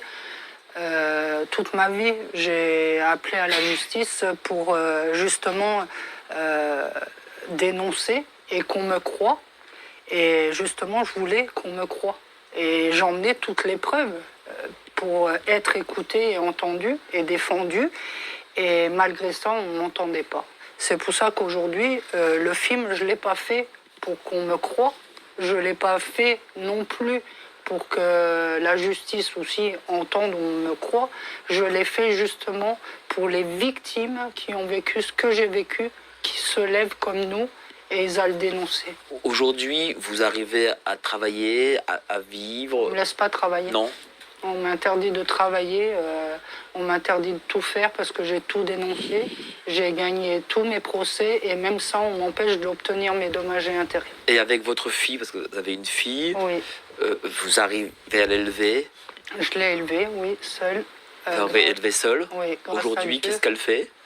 Grâce à Dieu, c'est une... Elle fait des études, elle travaille peut-être? Elle veut pas trop que je parle d'elle. Ah, bon, bah, j'en parlerai pas d'elle alors. Mais oui, ma fille, elle est une super maman. Je suis mamie de 2 D'accord. petits-enfants. Et... C'est quand même vos fiertés. Ah oui, c'est ma fierté, c'est le plus beau cadeau que Dieu m'a fait. Souvent, ma prière, c'était d'avoir une vraie famille. Et par ma petite famille, Dieu m'a donné mon plus beau cadeau. Et ma fille, elle n'est ni tombée dans la drogue, ni dans l'alcool. Elle est juste un ange. Ouais. C'est Je confirme, magnifique. pour la connaître, c'est une fille C'est magnifique. adorable, très Même- équilibrée, aimante. Enfin, c'est un miracle en fait Oui. quand on voit ce qu'a vécu Maria, qu'elle était capable de donner tout cet amour pour en faire une belle personne comme celle-là. Et comment vos enfants, à vous, chère Dalila, réagissent? Est-ce qu'ils ont ce sentiment de honte de leur corps? Est-ce que pareil, ils essayent de se Bah, je sais pas, purifier, moi, si je puis j'ai dire. plus le droit de les voir, donc je sais pas du tout. Mais déjà à l'époque, on vous avait le droit de les À voir. à l'époque, moi mes enfants, j'avais pas, j'ai senti, il y avait une grosse différence de comportement quand ils étaient chez leur père et quand ils rentraient. Les psys l'avaient signalé, moi-même, et même à l'école, avant qu'on me les enlève, la prof m'avait dit, mais ils avaient des comportements abusifs, c'est-à-dire qu'ils étaient hyper sexualisés, ils touchaient les parties génitales des copains, des copines. Moi, ça m'a rendu dingue. Et c'est comme ça que je les ai poussés en fait à parler. Mais ils avaient honte d'en parler. Mais ils ont quand même eu le courage, parce que justement, comme tu le disais tout à l'heure, Marc, je les ai entendus. Quand ils ont commencé à parler, j'avais déjà des doutes. Je savais qu'il y avait un truc qui allait pas, mais j'arrivais pas à mettre le doigt dessus. Il faut avoir le courage d'entendre aussi. Voilà. Ah, C'est ça qui est difficile. Mais c'est sûr que la claque, elle était monumentale. C'est plus facile le déni. Ouais. Pour, J'imagine. pour ceux qui entendent ces histoires, et même des parents parfois qui ne croient pas à leurs propres enfants, Ouais. c'est plus facile de ne pas y croire. Tout Parce à qu'en fait, ça remet tellement de choses en cause, Exactement. et que le déni est une stratégie beaucoup plus commode. Oui, de protection. Mais en fait, ça détruit doublement la personne qui a l'enfant qui a subi ce qu'il a subi, parce qu'il n'y a pas de plus terrible que de subir l'horreur et de ne pas être cru. Il faut être aussi solide, parce que si la maman elle-même elle a vécu ça, elle vit des violences, des abus, Et là, c'est depuis son intéressant. C'est vrai que enfance, tu sais souvent, qu'en cascade, moi j'avoue, j'ai cette chance, et je pense que c'est pour ça que c'était d'autant plus facile. Mais moi je vois, les enfants me disaient pour justifier ça, que leur propre père leur disait, mais je suis obligé de te violer, parce que moi aussi j'ai été violée par mamie. Mais ça, c'est une Et tu réalité, sais, ça. Ah, c'est une réalité. c'est une réalité. Et je voulais revenir juste à la personne que je citais juste avant, Bruno Clavier, qui est un des seuls psychanalystes en France à parler de ces questions-là de manière rigoureuse, et qui parle de ça à juste titre. Signifie là, ces réactions. Ce sont des symptômes, mais quand par exemple, j'ai écouté votre histoire dans d'autres interviews, vous racontez que votre fille faisait des fellations à des Oui, bananes. ouais. Bon, Ça m'a je rentre dans le choqué. détail. Hein. Allez-y, Ça allez-y. vous a extrêmement choqué de voir qu'une jeune fille de cet âge-là fasse des fellations À 7 à une ans. banane. À combien 7 ans. À 7 ans. Et puis, quand l'enfant fait ça, très fréquemment, c'est une manière de dire, parce que Monsieur Daoud disait que les enfants, quand ils ne sont pas crus, des fois, l'enfant, c'est trop compliqué de dire à maman, maman, tu sais, je fais des choses pas normales avec papa. Ouais. Donc, l'enfant va être hypersexualisé dans sa conduite et montrer, en faisant des attouchements à d'autres enfants, en faisant des gestes, etc., à la maman, mais tu ne vois pas, je suis en train de te parler. C'est pour ça que, par exemple, les psychologues, les pédagogues à l'école doivent être très sensibles, très alertés quand l'enfant commence à faire des dessins ou il commence à avoir des contenus très sexualisés. Généralement, c'est un signe d'alerte parce que l'enfant dit quelque chose aux adultes par le dessin, par le geste et compagnie. Et puis, pour ce que vous disiez, madame, moi, j'ai écrit encore une fois traumatisme transgénérationnel. Vous la félicitiez en disant, c'est génial, t'as une fille, tout va bien pour elle. On parle de ça, on parle de la résilience. Parce que très classiquement, comme disait monsieur, à travers les traumatismes, il y a une forme de répétition qui fait que généralement, quand on a été soi-même atteint ou victime, comme c'est votre cas, eh bien, il y a quelque chose qui se transmet quasiment de manière quasi automatique à l'enfant. Alors le parent essaie de lutter contre ça. Mais par exemple, vous parliez, vous, de votre anorexie. Donc c'est un trouble. J'en ai parlé, on va en parler. Mais vous êtes impacté et vous avez essayé tant que vous pouvez d'être résiliente. Vous l'avez été d'une certaine manière obligatoirement puisque comme vous êtes là parmi nous, vous n'êtes pas à l'hôpital psychiatrique et puis vous avez une enfant qui a bien grandi, qui certainement peut-être a quelques traces mais a réussi à grandir. Ah ouais, mais c'est malgré tout, magnifique. vous n'êtes pas résiliente à 100% parce que vous avez des crises, moments peut-être de dépression, d'anorexie, des choses comme ça. Enfin, il y a toujours des moments de noir, de sombre où on plonge. On ne peut pas être résilient à 100% quand on a subi un traumatisme comme ça. Je dis vous, mais de manière très globale, il y a des moments, vous passez par des phases où vous vous dites, mon Dieu, c'est très comme, vous pleurez, vous ne savez pas pourquoi, vous voyez, des choses comme ça. Parce qu'il y a des choses qui viennent en souvenir, impacter et dire, il y a eu quoi dans ma vie, qu'est-ce qui fait que... Mais la résilience, vous connaissez ce principe de Cyrulnik, je ne définis pas, tout le monde sait, fait qu'à un moment donné, vous savez que vous avez réussi à avoir une vie quasiment normale et votre enfant a pu se développer. Mais ce n'est pas le cas de tout le monde. C'est-à-dire qu'il y a par exemple des personnes qui ont vécu ce que vous avez vécu et qui ont des enfants qui, par transmission transgénérationnelle, ne s'en sortent pas. Parce que justement, quel type d'enfants, quel type d'adultes deviennent ces enfants? Alors justement, oui, je peux parler de l'impact traumatique. Alors quel type d'adulte vous devenez vous? Alors pas vous, mais en général. Voilà, qu'est-ce qu'il peut y avoir? Je vais citer les troubles anxio-dépressifs ou phobiques. Donc, par exemple, j'ai noté, mais bon, il y en a plein, il y a les scarifications, vous connaissez classique. Ça, ils avaient mes enfants. Ils avaient ça. Les tentatives de suicide. Des fois, ça m'arrive d'avoir des patients qui en sont à la 5e ou 6e tentative de suicide. La gamine, elle a 15 ans, quoi. Et de tentatives de suicide aux médicaments et tout ça. Donc ça s'appelle... Oui, c'est vrai que c'est un peu douloureux d'en parler. Bon, j'ai lu d'un peu. Non mais allez-y. Pardon. Bon, les troubles anxio-dépressifs ou phobiques, comme j'ai dit, il y a les tentatives de suicide, et puis il y a aussi ce qu'on parle l'hétéro et l'auto-agressivité. Alors, tentative de suicide, c'est auto-agressivité, c'est-à-dire on se fait du mal à soi, on se scarifie.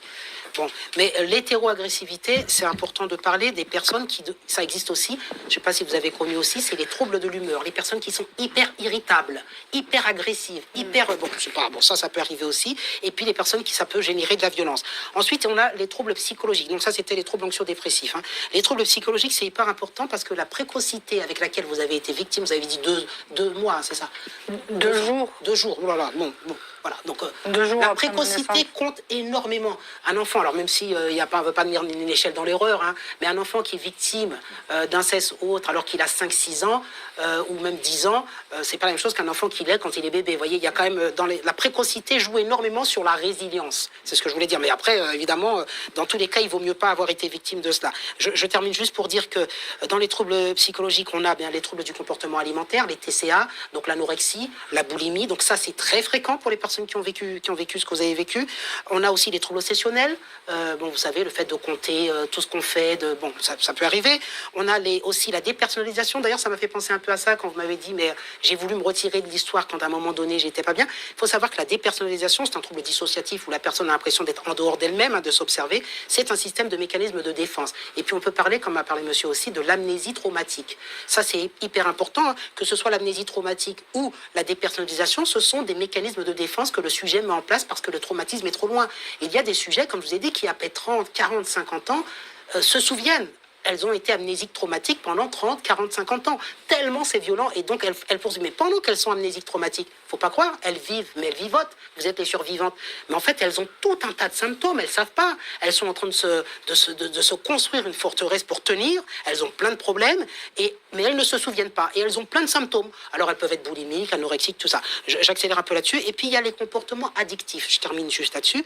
Les comportements addictifs, les jeux d'argent, les acheteurs ou les acheteuses compulsives. Souvent, quand on a manqué d'amour ou d'attention, on va combler un vide. Voilà, on va combler un vide, on va aller acheter en magasin en permanence. Bon, il y a tous ces troubles-là dont on ne parle pas, mais et les enfants des personnes qui ont subi ça peuvent aussi être touchés par ces troubles de manière transgénérationnelle. C'est-à-dire, vous pourriez, mais c'est pas son cas, tant mieux, avoir une fille qui est acheteuse compulsive et ne pas comprendre pourquoi elle est acheteuse compulsive. Le lien de génération en génération, le traumatisme est répercuté. Et puis, je vais finir sur les personnes normalo-névrosées que nous sommes, là aussi, même si on n'est pas ni anorexique ni autre, on peut tout simplement, de toute façon, ça affecte et ça touche la personne à vie. Moi, je le mets systématiquement dans mes rapports d'expertise. L'enfant est marqué à vie. Je dis, il sera névrosé à vie et il aura à supporter cette névrose toute sa vie. C'est vivre avec une forme de handicap. On peut le dépasser et on peut réussir à vivre avec ça, mais ça ne pourra pas partir. C'est là, il devra faire avec ce traumatisme. Donc c'est extrêmement important, quand on sait qu'un père est maltraitant ou autre, d'enlever la garde. Et au moins, si je peux dire, de ne pas forcer l'enfant à être dans des visites médiatisées, parce que comme je dis souvent, quand on oblige l'enfant à continuer à voir le maltraitant, son bourreau, qu'est-ce qui se passe? C'est ce qu'on a fait avec les enfants de la Lila. Voilà. On a obligé, mais d'ailleurs c'est aujourd'hui le père qui a la garde totale des enfants. Voilà. Donc je ne dirais pas, mais vous imaginez bien que le traumatisme continue.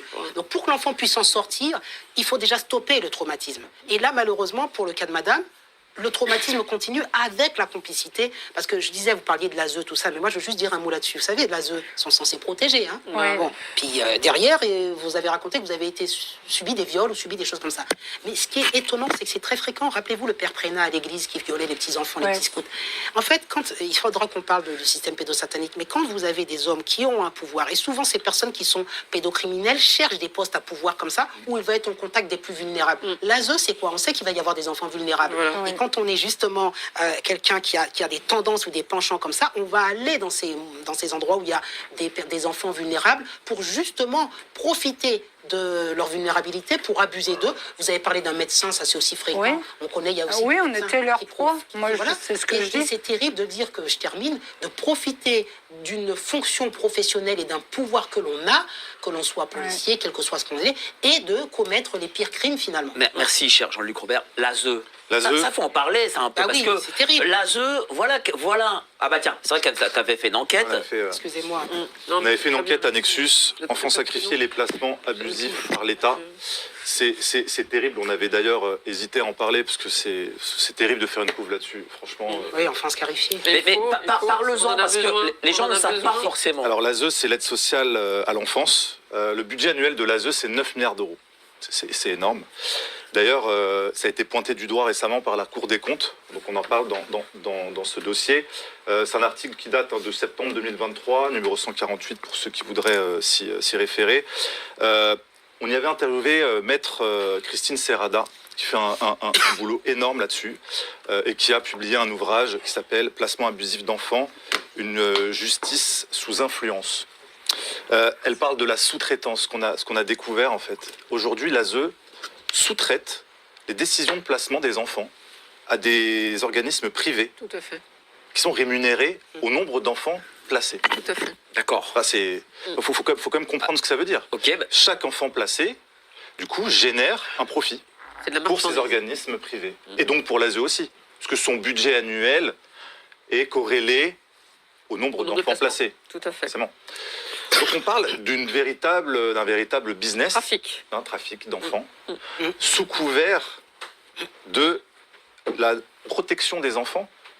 Et il y a cette loi de 2007 dont on parle, du 5 mars 2007, qui a élargi énormément, et dont parle Maître Serrada. qu'est-ce qu'elle dit cette loi?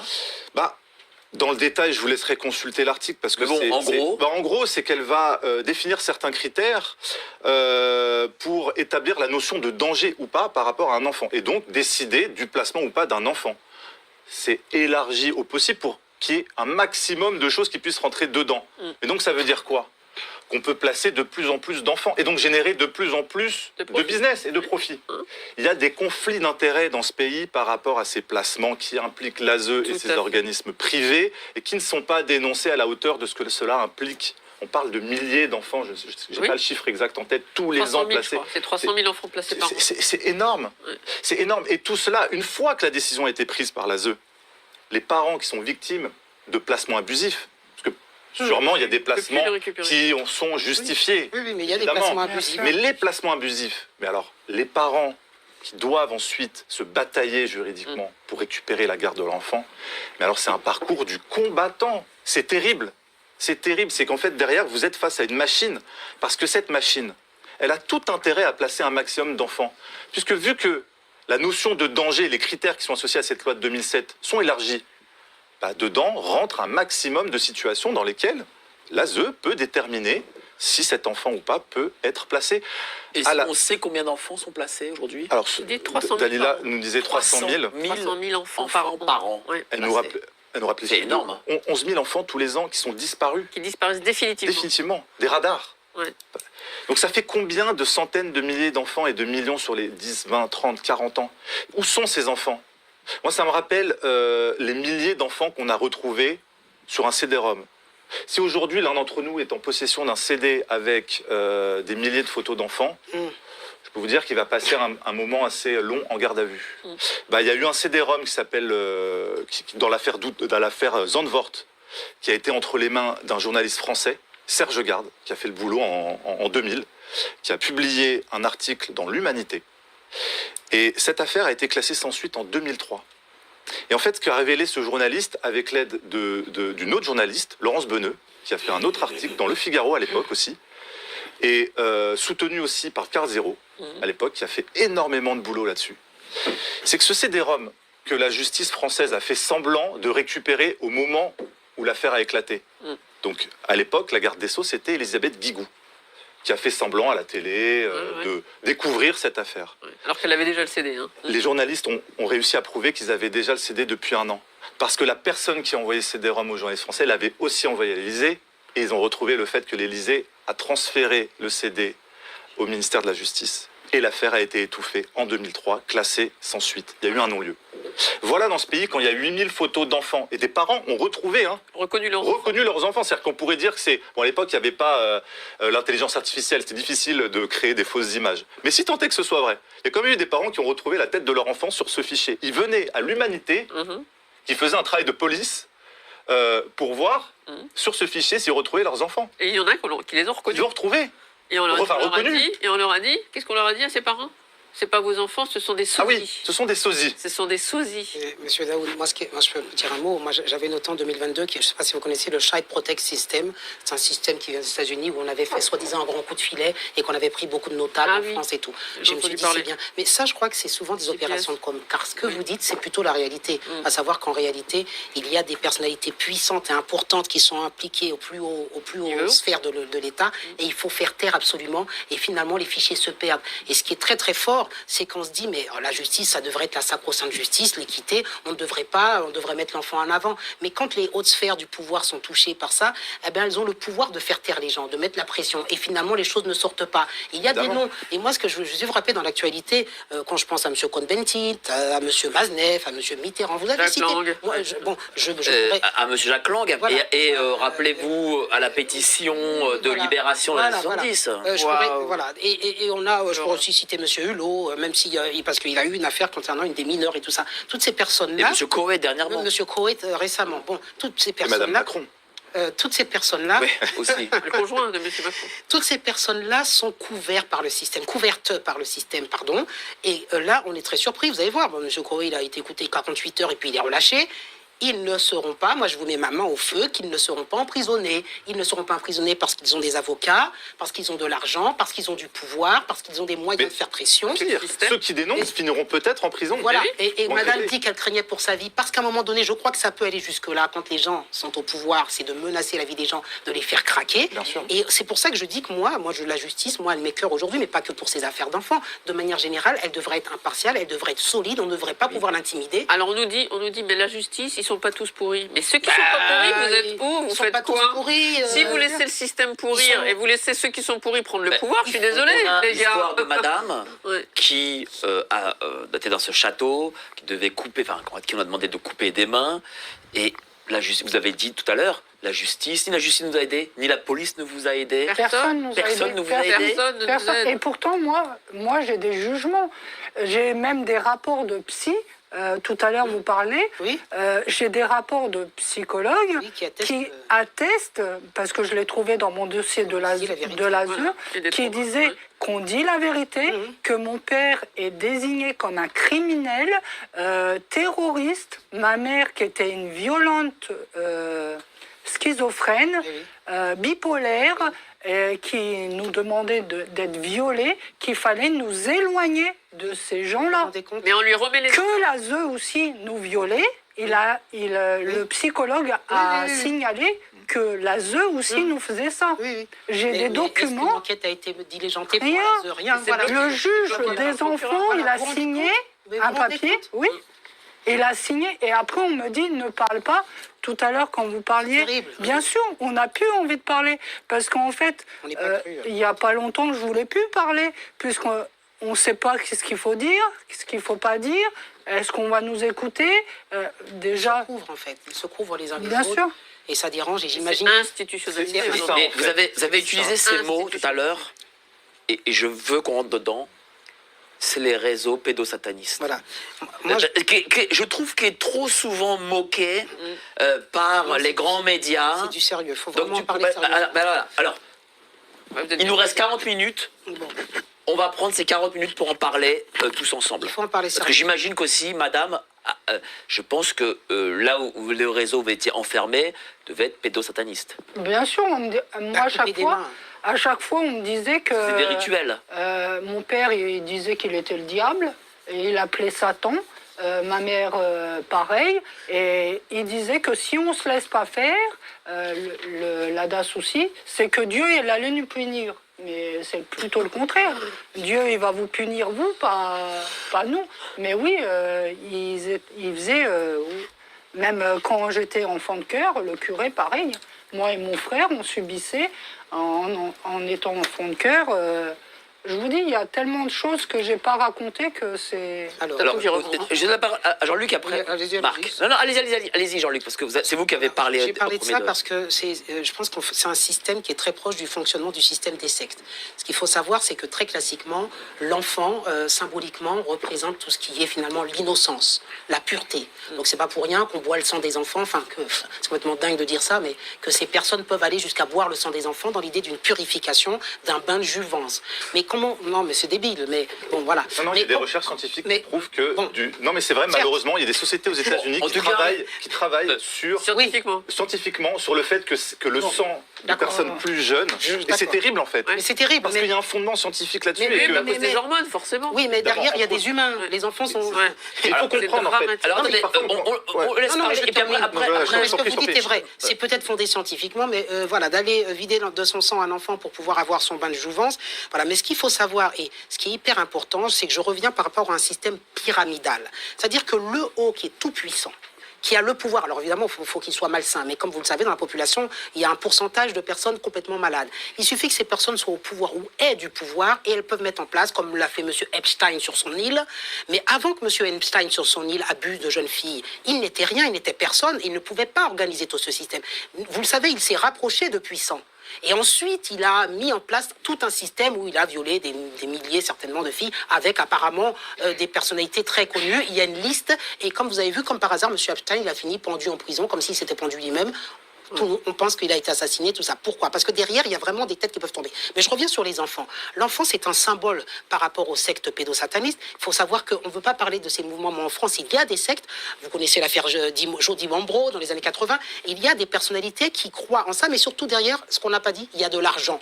C'est-à-dire que celui qui est fou là en haut de la secte et qui prétend l'ordre du temple solaire dans les années 80, on va tous mourir, on va venir nous chercher, et puis qui amène les gens à se suicider, il ne faut jamais oublier que derrière, il y a une envie d'ego. Il y a des gens qui ont un ego comme ça surdimensionné parce que le narcissisme, c'est pas que la faille narcissique. Souvent, on a le pervers narcissique, lui, a une faille narcissique. Mais des fois, il y a des personnes qui ont un besoin comme ça de reconnaissance et qui veulent avoir des fidèles.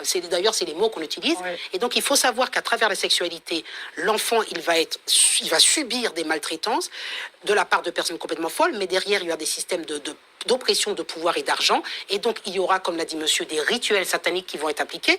Mais on se dit, mais alors, pourquoi les personnes suivent ça? C'est-à-dire que, bon, il y a une personne qui met en place ça, mais pourquoi des personnes, voilà, X ou Y, des PDG, des hommes importants suivent ça? Parce que déjà, souvent, ils ont ce qu'on appelle la perversion. On n'a pas parlé de ce qui était, mais c'est de la paraphilie, hein, la sexualité, la pédo. Alors, la paraphilie en psychologie, c'est, vous savez, c'est une perversion. Hein, c'est-à-dire qu'en gros, normalement, la libido, on est censé éprouver du désir pour une personne adulte, mature et autres. Mais en fait, la libido, elle subit un détournement quand la personne est enfant. Et en fait, elle va préférer les personnes qui sont imberbes, prépubères. C'est-à-dire que, bah oui, mais c'est complètement dingue, parce que c'est pas censé nous exciter, normalement, mais la perversion fait qu'on va avoir une excitation sur un être prépubère. Et il y a des personnes qui sont là-dedans. Mais ces personnes-là, elles ne sont rien. Si vous et moi, demain, on veut trouver des images pédopornographiques, on les trouve pas comme ça sur Internet. Il nous faut, quelque part, être adoubés pour rentrer dans un réseau. Si vous tapez images pédopornographiques, vous n'allez pas trouver, et heureusement, bon, sur le dark web, il y a des choses, il y a des codes. Sur le dark web, on vous donne le code. Et si on vous donne le code, c'est un code bizarre, machin, vous allez sur le dark web, et là, vous allez tomber sur les images d'enfants qui se font filmer en direct et tout. Mais on ne tombe pas là-dessus comme ça par hasard. C'est pour vous expliquer qu'il y a un réseau puissant. Et vous, quelque part, même si vous n'êtes pas pédosataniste à la base, il suffit que vous soyez pédophile, vous êtes obligé de vous rapprocher de ces mouvements-là pour obtenir les codes, pour rentrer là-dedans. Et après, vous rentrez dans un mouvement sectaire. Et une dernière pour finir, dire, mais les gens vont quand même pas aller couper des mains, boire le sang. Mais vous savez, le sacrifice d'animaux, le sacrifice... Qu'est-ce que ça signifie justement, tiens, couper une main, tout ça Alors ça, moi, je suis pas spécialisé. Bon, alors, mais en allez, gros, sacrifice d'animaux, dites-nous. psychologiquement, quand vous faites un sacrifice, c'est comme vous connaissez, bon, je reprends les images bibliques, l'agneau de Dieu qu'on a l'agneau qu'on a sacrifié. L'agneau, c'est quoi? C'est un animal pur à la base. On n'a pas sacrifié un taureau, on sacrifie un agneau qui vient de naître et qui est tout petit. Donc c'est toujours, on sacrifie le côté dans tous ces rituels, l'image de la pureté, le petit bourgeon qui vient de naître, etc., pour pouvoir s'attribuer de manière très satanique cette pureté et ce pouvoir, cette jeunesse, puissance, j'imagine. voilà, cette jeunesse. J'imagine que ces gens veulent une forme de jeunesse éternelle. L'éternel, voilà. Alors on fait un sorte de pacte avec le diable, mais on fait une sorte de pacte et on va s'attribuer ça à travers l'enfant, à travers un rituel. Donc couper une main, après c'est symbolique, mais il y a des symboles, c'est les mains, ça peut être ceci, ça peut être crever des yeux, ça peut être des trucs horribles. Ah oui, oui, oui. Décider ma fille. Voilà, mais parce que déjà, juste pour dire pour la jouissance, qu'est-ce que c'est que la perversion? Faut jamais oublier ça. La sexualité, la pédosexualité est une perversion, c'est-à-dire un détournement de la libido vers les personnes imberbes et tout ça, mais il faut savoir que crever des yeux, couper des mains, c'est une perversion aussi, car les personnes qui le font en jouissent. C'est-à-dire que c'est une jouissance qui va vers le mal. Et donc, on a dans la population 1%, 2% de personnes qui sont des psychopathes, qui ont des problèmes comme ça à jouir de faire du mal aux autres. Et ces personnes-là, il ne faut pas oublier ces hommes qui rentrent là-dedans, et ces hommes et ces femmes. Bon, vous connaissez les affaires d'Outreau, tout ça, il y a eu l'homme, il y a eu la femme et tout ça. Il y a une jouissance à soumettre l'autre. Quand on est soi-même une petite personne fragile, on a un pouvoir sur l'autre. Et les personnes souvent qui sont mal dans leur peau, psychologiquement, qui cherchent, vous savez, souvent on rentre dans des sectes, ça peut être l'ordre du temple solaire, mais ça peut être aussi la scientologie, vous savez, vous les voyez à la sortie du métro, regardez la sortie. Officiel aujourd'hui en France. Ça va pas marcher sur 99% des gens, parce que les gens vont dire, ah, ça c'est pas bon, mais il y a 1% de gens qui vont se sentir, mais rien, ridicule, sans pouvoir, on va leur dire, mais ta vie, tu t'en sors pas et tout ça, allez, viens, alors on dit pas, viens pactiser avec leur diable, mais on te dit, viens, et d'un seul coup, quand elles rentrent dans ces cercles-là, qu'est-ce qu'elles disent? Elles sentent qu'elles ont un pouvoir, on les accueille avec de l'amour, on leur prend dans les bras, on leur dit, t'es importante et tout, et donc ces personnes-là, petit à petit, vont rentrer dans ce mouvement et vont finalement être... Et deviennent des bourreaux Voilà, aussi. deviennent des bourreaux. Deviennent des bourreaux par ça, Voilà, par ce et biais-là. vont être endoctrinés, c'est important, vous savez, il y a eu des sectes comme ça, vous avez eu des reportages où les enfants disent, je me suis sorti après 15 ans, dans cette tête, j'en pouvais plus, et on nous faisait croire que la vie c'était ça. C'est un endoctrinement de personnes qui sont fragiles à la base et qui ont des déviances et finalement qui finissent par rester là-dedans et se sentir puissants. Voilà. Merci, cher Jean-Luc. Marc, Wow. toi, t'as enquêté, toi, sur ces Alors, c'est des aspects qu'on a... Malheureusement, c'est très difficile d'enquêter. À enquêter sur ce qui se passe dans les loges, dans le secret de leurs rituels, parce qu'on sait à quel point l'opacité est le maître mot de ces loges, et le silence et le secret, alors sous couvert de recherche philosophique, mais derrière, il y a des choses assez sombres, et malheureusement, souvent, les gens qui pratiquent des rituels sont parfois aussi souvent les gens qui ont subi des rituels, et c'est ce qu'on disait tout à l'heure. C'est qu'il y a une transmission de ce qu'on a subi vers ce qu'on va faire, et qui fait que c'est beaucoup plus facile d'aller piocher chez les gens qui ont souffert et qui ont subi des rituels pour que ces personnes-là deviennent elles-mêmes pratiquantes de ces rituels. Et derrière, ce qui est intéressant avec ce que dit Jean-Luc sur ce que ça apporte, le pouvoir, cette idéologie de la transgression. Parce que c'est quoi la transgression ultime? C'est de voler la vie de quelqu'un, de voler l'innocence d'un enfant. C'est la transgression ultime, c'est se prendre pour un dieu. Parce que quand ces personnes qui ont tout le pouvoir, finalement, atteignent un palier, quoi de mieux pour elles, avec leur dérèglement psychologique, que d'aller chercher ce qu'il leur reste, c'est-à-dire cette dernière petite brique de pouvoir qui les rapproche d'être un dieu, c'est-à-dire de prendre ou de donner la vie. Et de prendre l'innocence d'un enfant, c'est terrible. Mais si en plus vous ajoutez à cela une vraie recherche qui, je pense, mène à la folie, de cette cure de jouvence, la vie, alors peut-être pas éternelle, mais en tout cas de prolonger la vie au maximum. Parce que c'est vrai, c'est triste, mais il y a des gens qui font des recherches sérieuses. Ce que je vous disais tout à l'heure, sur le fait que le sang d'individus plus jeunes peut apporter des bénéfices de santé. Aux États-Unis, il y a eu des publications en 2016 sur des transfusions. J'ai retrouvé très brièvement, et j'étais pas venu avec de la documentation là-dessus, mais sur futurascience.com, voilà, c'est très officiel. C'est juste pour parler de ce qui a été publié. Ils disent que c'est pas un film d'horreur, c'est une histoire vraie. C'est-à-dire qu'il y a des résultats d'une expérience qui ont été publiés dans un communiqué scientifique à l'époque, en 2016, d'une expérience où du plasma d'humains jeunes a été injecté à des souris âgées. Oui, c'est vrai. Résultat, le sang d'adolescents fait rajeunir. Voilà. Vrai, le plasma, c'est ce qu'on retire. C'est ce qu'on retire dans le sang. Voilà, il y a plusieurs choses dans le sang. Il y a du plasma, il y a d'autres éléments. Ils récupèrent ce qui les intéresse, et le plasma d'individus plus jeunes va apporter des bénéfices sur la santé et permettre tout un tas de choses sur la longévité, sur les organes, voilà, sur la dégénérescence des cellules. Donc, ce qui est terrible, c'est que si ces choses-là sont avérées, en tout cas, il y a des gens qui font des recherches, ça c'est officiel. C'est-à-dire qu'il y a des gens puissants, parce que ça peut appartenir qu'à des gens puissants. Nous-mêmes, on ne va pas s'injecter du sang, et puis moi, je ne le voudrais pas. Non. Mais il faut être déséquilibré et puissant pour aller là-dedans. D'ailleurs, il y a un Américain qui a fait des recherches comme ça là-dessus, avec son propre argent. Ces gens-là sont sans limite. Puisque s'ils ont à leur disposition les leviers de l'État, les leviers des institutions et du pouvoir, qui il y a au-dessus d'eux? Personne. Pour pouvoir les arrêter, pour l'instant, à part la population et leur éveil collectif. Et donc ces gens-là peuvent profiter des réseaux pédophiles, parce qu'il y a des pédophiles dans la nature, et du trafic humain, pour pouvoir, ça et là, récupérer. Il y a du trafic d'organes, bon bah là, du trafic de plasma. Et en plus, si vous avez l'idéologie de la transgression, bah, ils en récupèrent une jouissance, un pouvoir sur leurs semblables. Et donc ces gens-là sont sans limite. Et on en revenait aux loges.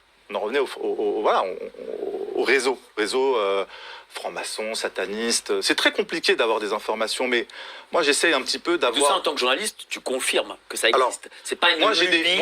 Non, c'est pas une lubie. Voilà. C'est pas une lubie. On aura difficilement des informations précises, avec des preuves précises sur ce qu'on est en train de dire.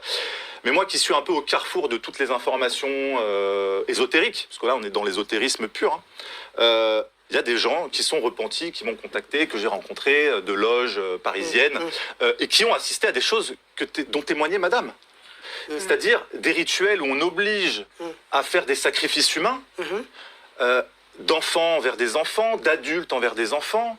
Ces personnes-là, j'en ai pas rencontré des centaines, c'est vrai, j'en ai rencontré quelques-unes quand même, qui n'avaient rien à gagner à me témoigner ça, puisque derrière, elles n'ont pas voulu témoigner, elles ne vendaient aucun ouvrage, elles avaient juste envie de s'apaiser la conscience. Parce que quand on est face à ça, j'imagine, moi qui n'ai jamais été face à ça directement, le poids que ça doit représenter sur la conscience humaine est terrible et lourd. Et ça me rappelle juste une chose que j'ai retrouvée dans une information très récente, en 2022. Je ne sais pas si vous connaissez l'urbex. L'urbex, c'est le fait d'aller sur des sites... qui ont été abandonnés. Il y a des gens qui s'adonnent à cette pratique, qui ont des chaînes YouTube et qui vont explorer des sites, des cryptes, des catacombes, des choses comme ça pour un petit peu aller chercher le mystère et l'excitation. Et il y a une chaîne YouTube, il y a quelqu'un qui a une grosse chaîne YouTube, je ne me rappelle plus le nom, qui a fait de l'urbex en 2022 dans les Hautes-Pyrénées, dans un lieu qui s'appelle Trébon, et qui a trouvé des ossements dans une ancienne loge maçonnique. C'est officiel. La piste criminelle... Quand ? C'était en 2022. D'accord. La piste criminelle a très très vite été écartée par le parquet de Tarbes.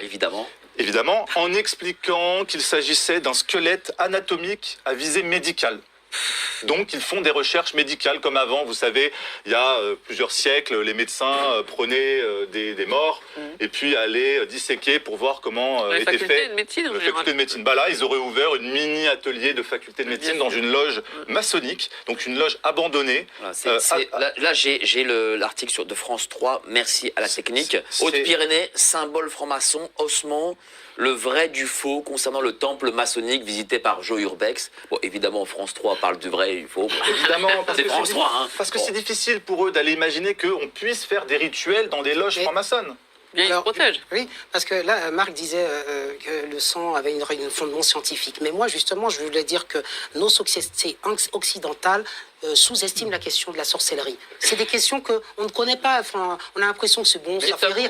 Mais sorcellerie, satanisme, c'est la même chose ou c'est différent? La sorcellerie, on dit que la magie blanche, la magie noire. Je ne suis pas un spécialiste, mais en gros, moi, sur revenir sur l'histoire du sang, je reviens là-dessus. Je pense que les personnes qui vont boire du sang ou faire des choses comme ça, à la base, il faut comprendre que ce sont des personnes vulnérables, et je crois qu'il faut mettre le mot de croyance. C'est-à-dire que ce sont des personnes qui sortent de notre système de croyance. C'est pas une question que le sang scientifiquement... Mais là, on avait par exemple M. Mitterrand, enfin dans le chapeau de M. Mitterrand, c'est pas, on ne peut pas dire que M. Mitterrand c'est une personne fragile.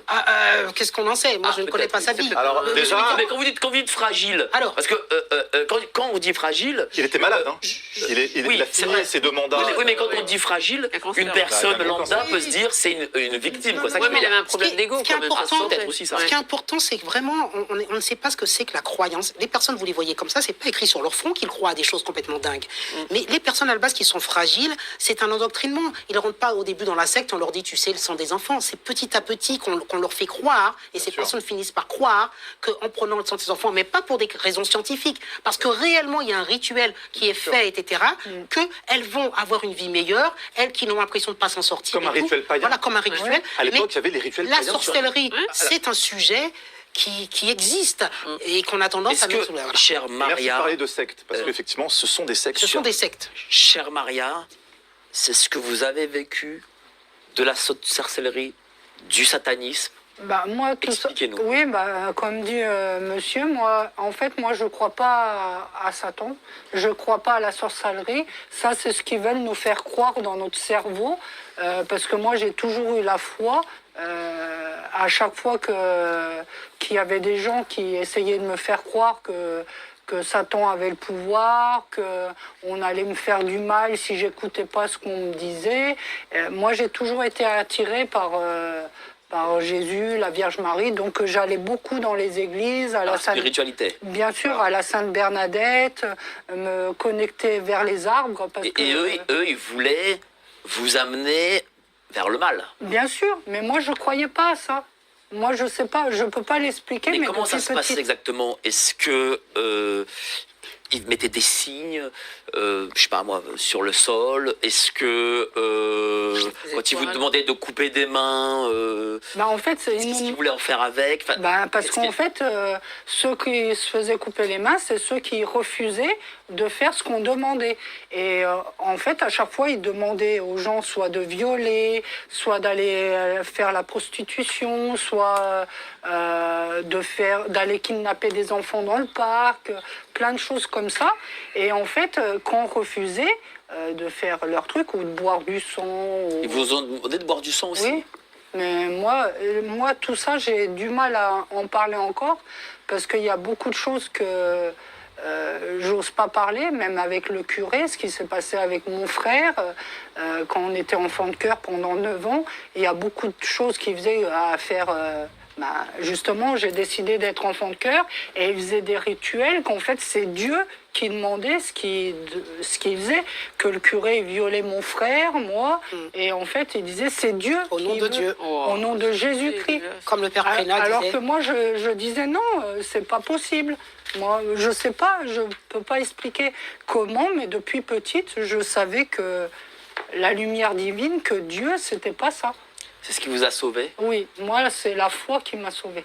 Moi, je le dis et je le crie haut et fort que c'est pas l'humanité qui m'a sauvée, c'est Dieu et la Vierge Marie qui m'a sauvée. Chère Dalila, t'as peur aujourd'hui que tes enfants connaissent la même situation que, Bah, ils la que vivent, Maria? hein. Ils la vivent, je le sais. Ils ont des dessins, ils ont décrit énormément de choses, ils ont parlé, j'ai filmé, enregistré, donc je sais tout ça. Je comprends mieux maintenant ce qu'ils vivaient. Je sais qu'ils vivent du MK Ultra parce qu'ils m'ont raconté des choses que je comprenais pas. Ils étaient attachés sur une chaise, à regarder des films d'horreur. Ah, attaché sur une chaise? Ouais, obligés, ils ne pouvaient pas tourner la tête, pas fermer les yeux. Je comprenais pas, ils étaient tout petits. Maintenant, j'ai compris parce qu'un de eux a expliqué dans le film. Enfin, donc je sais qu'ils sont complètement. C'est sûr que pour moi, c'est l'horreur. Je suis en mode survie parce qu'à tout moment, je me demande ce qu'ils sont en train de vivre aujourd'hui, là, maintenant. Et s'ils vont en sortir vivants ou pas et dans quel état. Et surtout, je me dis, tout le monde sait, tout le monde s'en fout. Il n'y a pas que mes enfants, mais il y a surtout mes enfants. Et puis, il y a plein d'autres enfants. Je ne sais pas ce qu'il va falloir faire pour les sortir de là. J'ai tous les avocats possibles. J'écris partout. Comme le dit Maria, on ne peut pas compter sur l'humanité en France. C'est pas possible. Personne ne bouge, rien ne bouge. Donc voilà. Mais tu te bats quand même. Bah, je lâcherai Tu te jamais, bats, tu lâches bien pas. sûr, jamais, jamais. Tant qu'ils ne seront pas sortis, j'abandonnerai pas, je ne peux pas abandonner. Qui peut abandonner ses enfants? Moi, Alors on me dit j'aurais aimé. kidnapper, mais je peux même pas les kidnapper. Je fais 100 mètres, je suis arrêtée, je suis surveillée de partout. Partout. Ma voiture, j'ai eu le sabotage de véhicule, tentative de mettre à tout bout de champ, empoisonnement, enfin. Et comment on vit parce qu'il y a ses enfants, certes, mais on a sa propre vie aussi. Comment on le vit, sa vie de femme?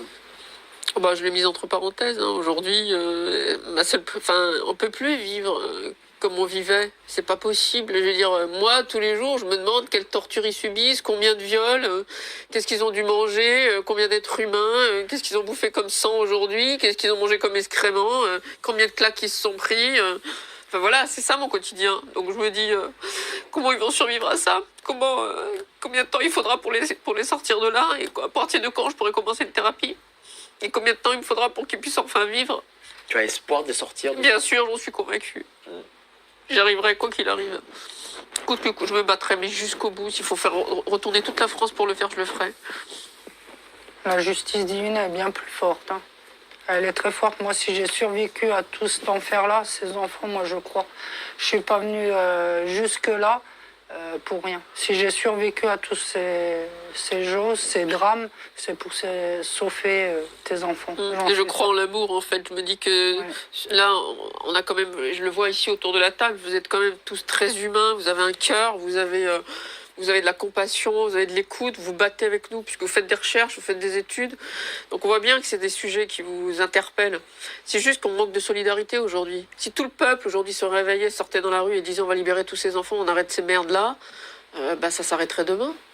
Et pourquoi justement les gens... Comment ça... justement, Parce qu'on les c'est trop inculte dur. de partout. Ta propre famille et ta famille, tu parles de cette situation, ou tes amis, tes proches, qu'est-ce qu'ils te disent?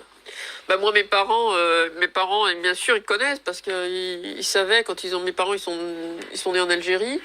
Et ils me disaient que déjà à l'époque, les enfants, ils le voyaient, ils se faisaient kidnapper, torturer, violer pour ramener dans les réseaux français.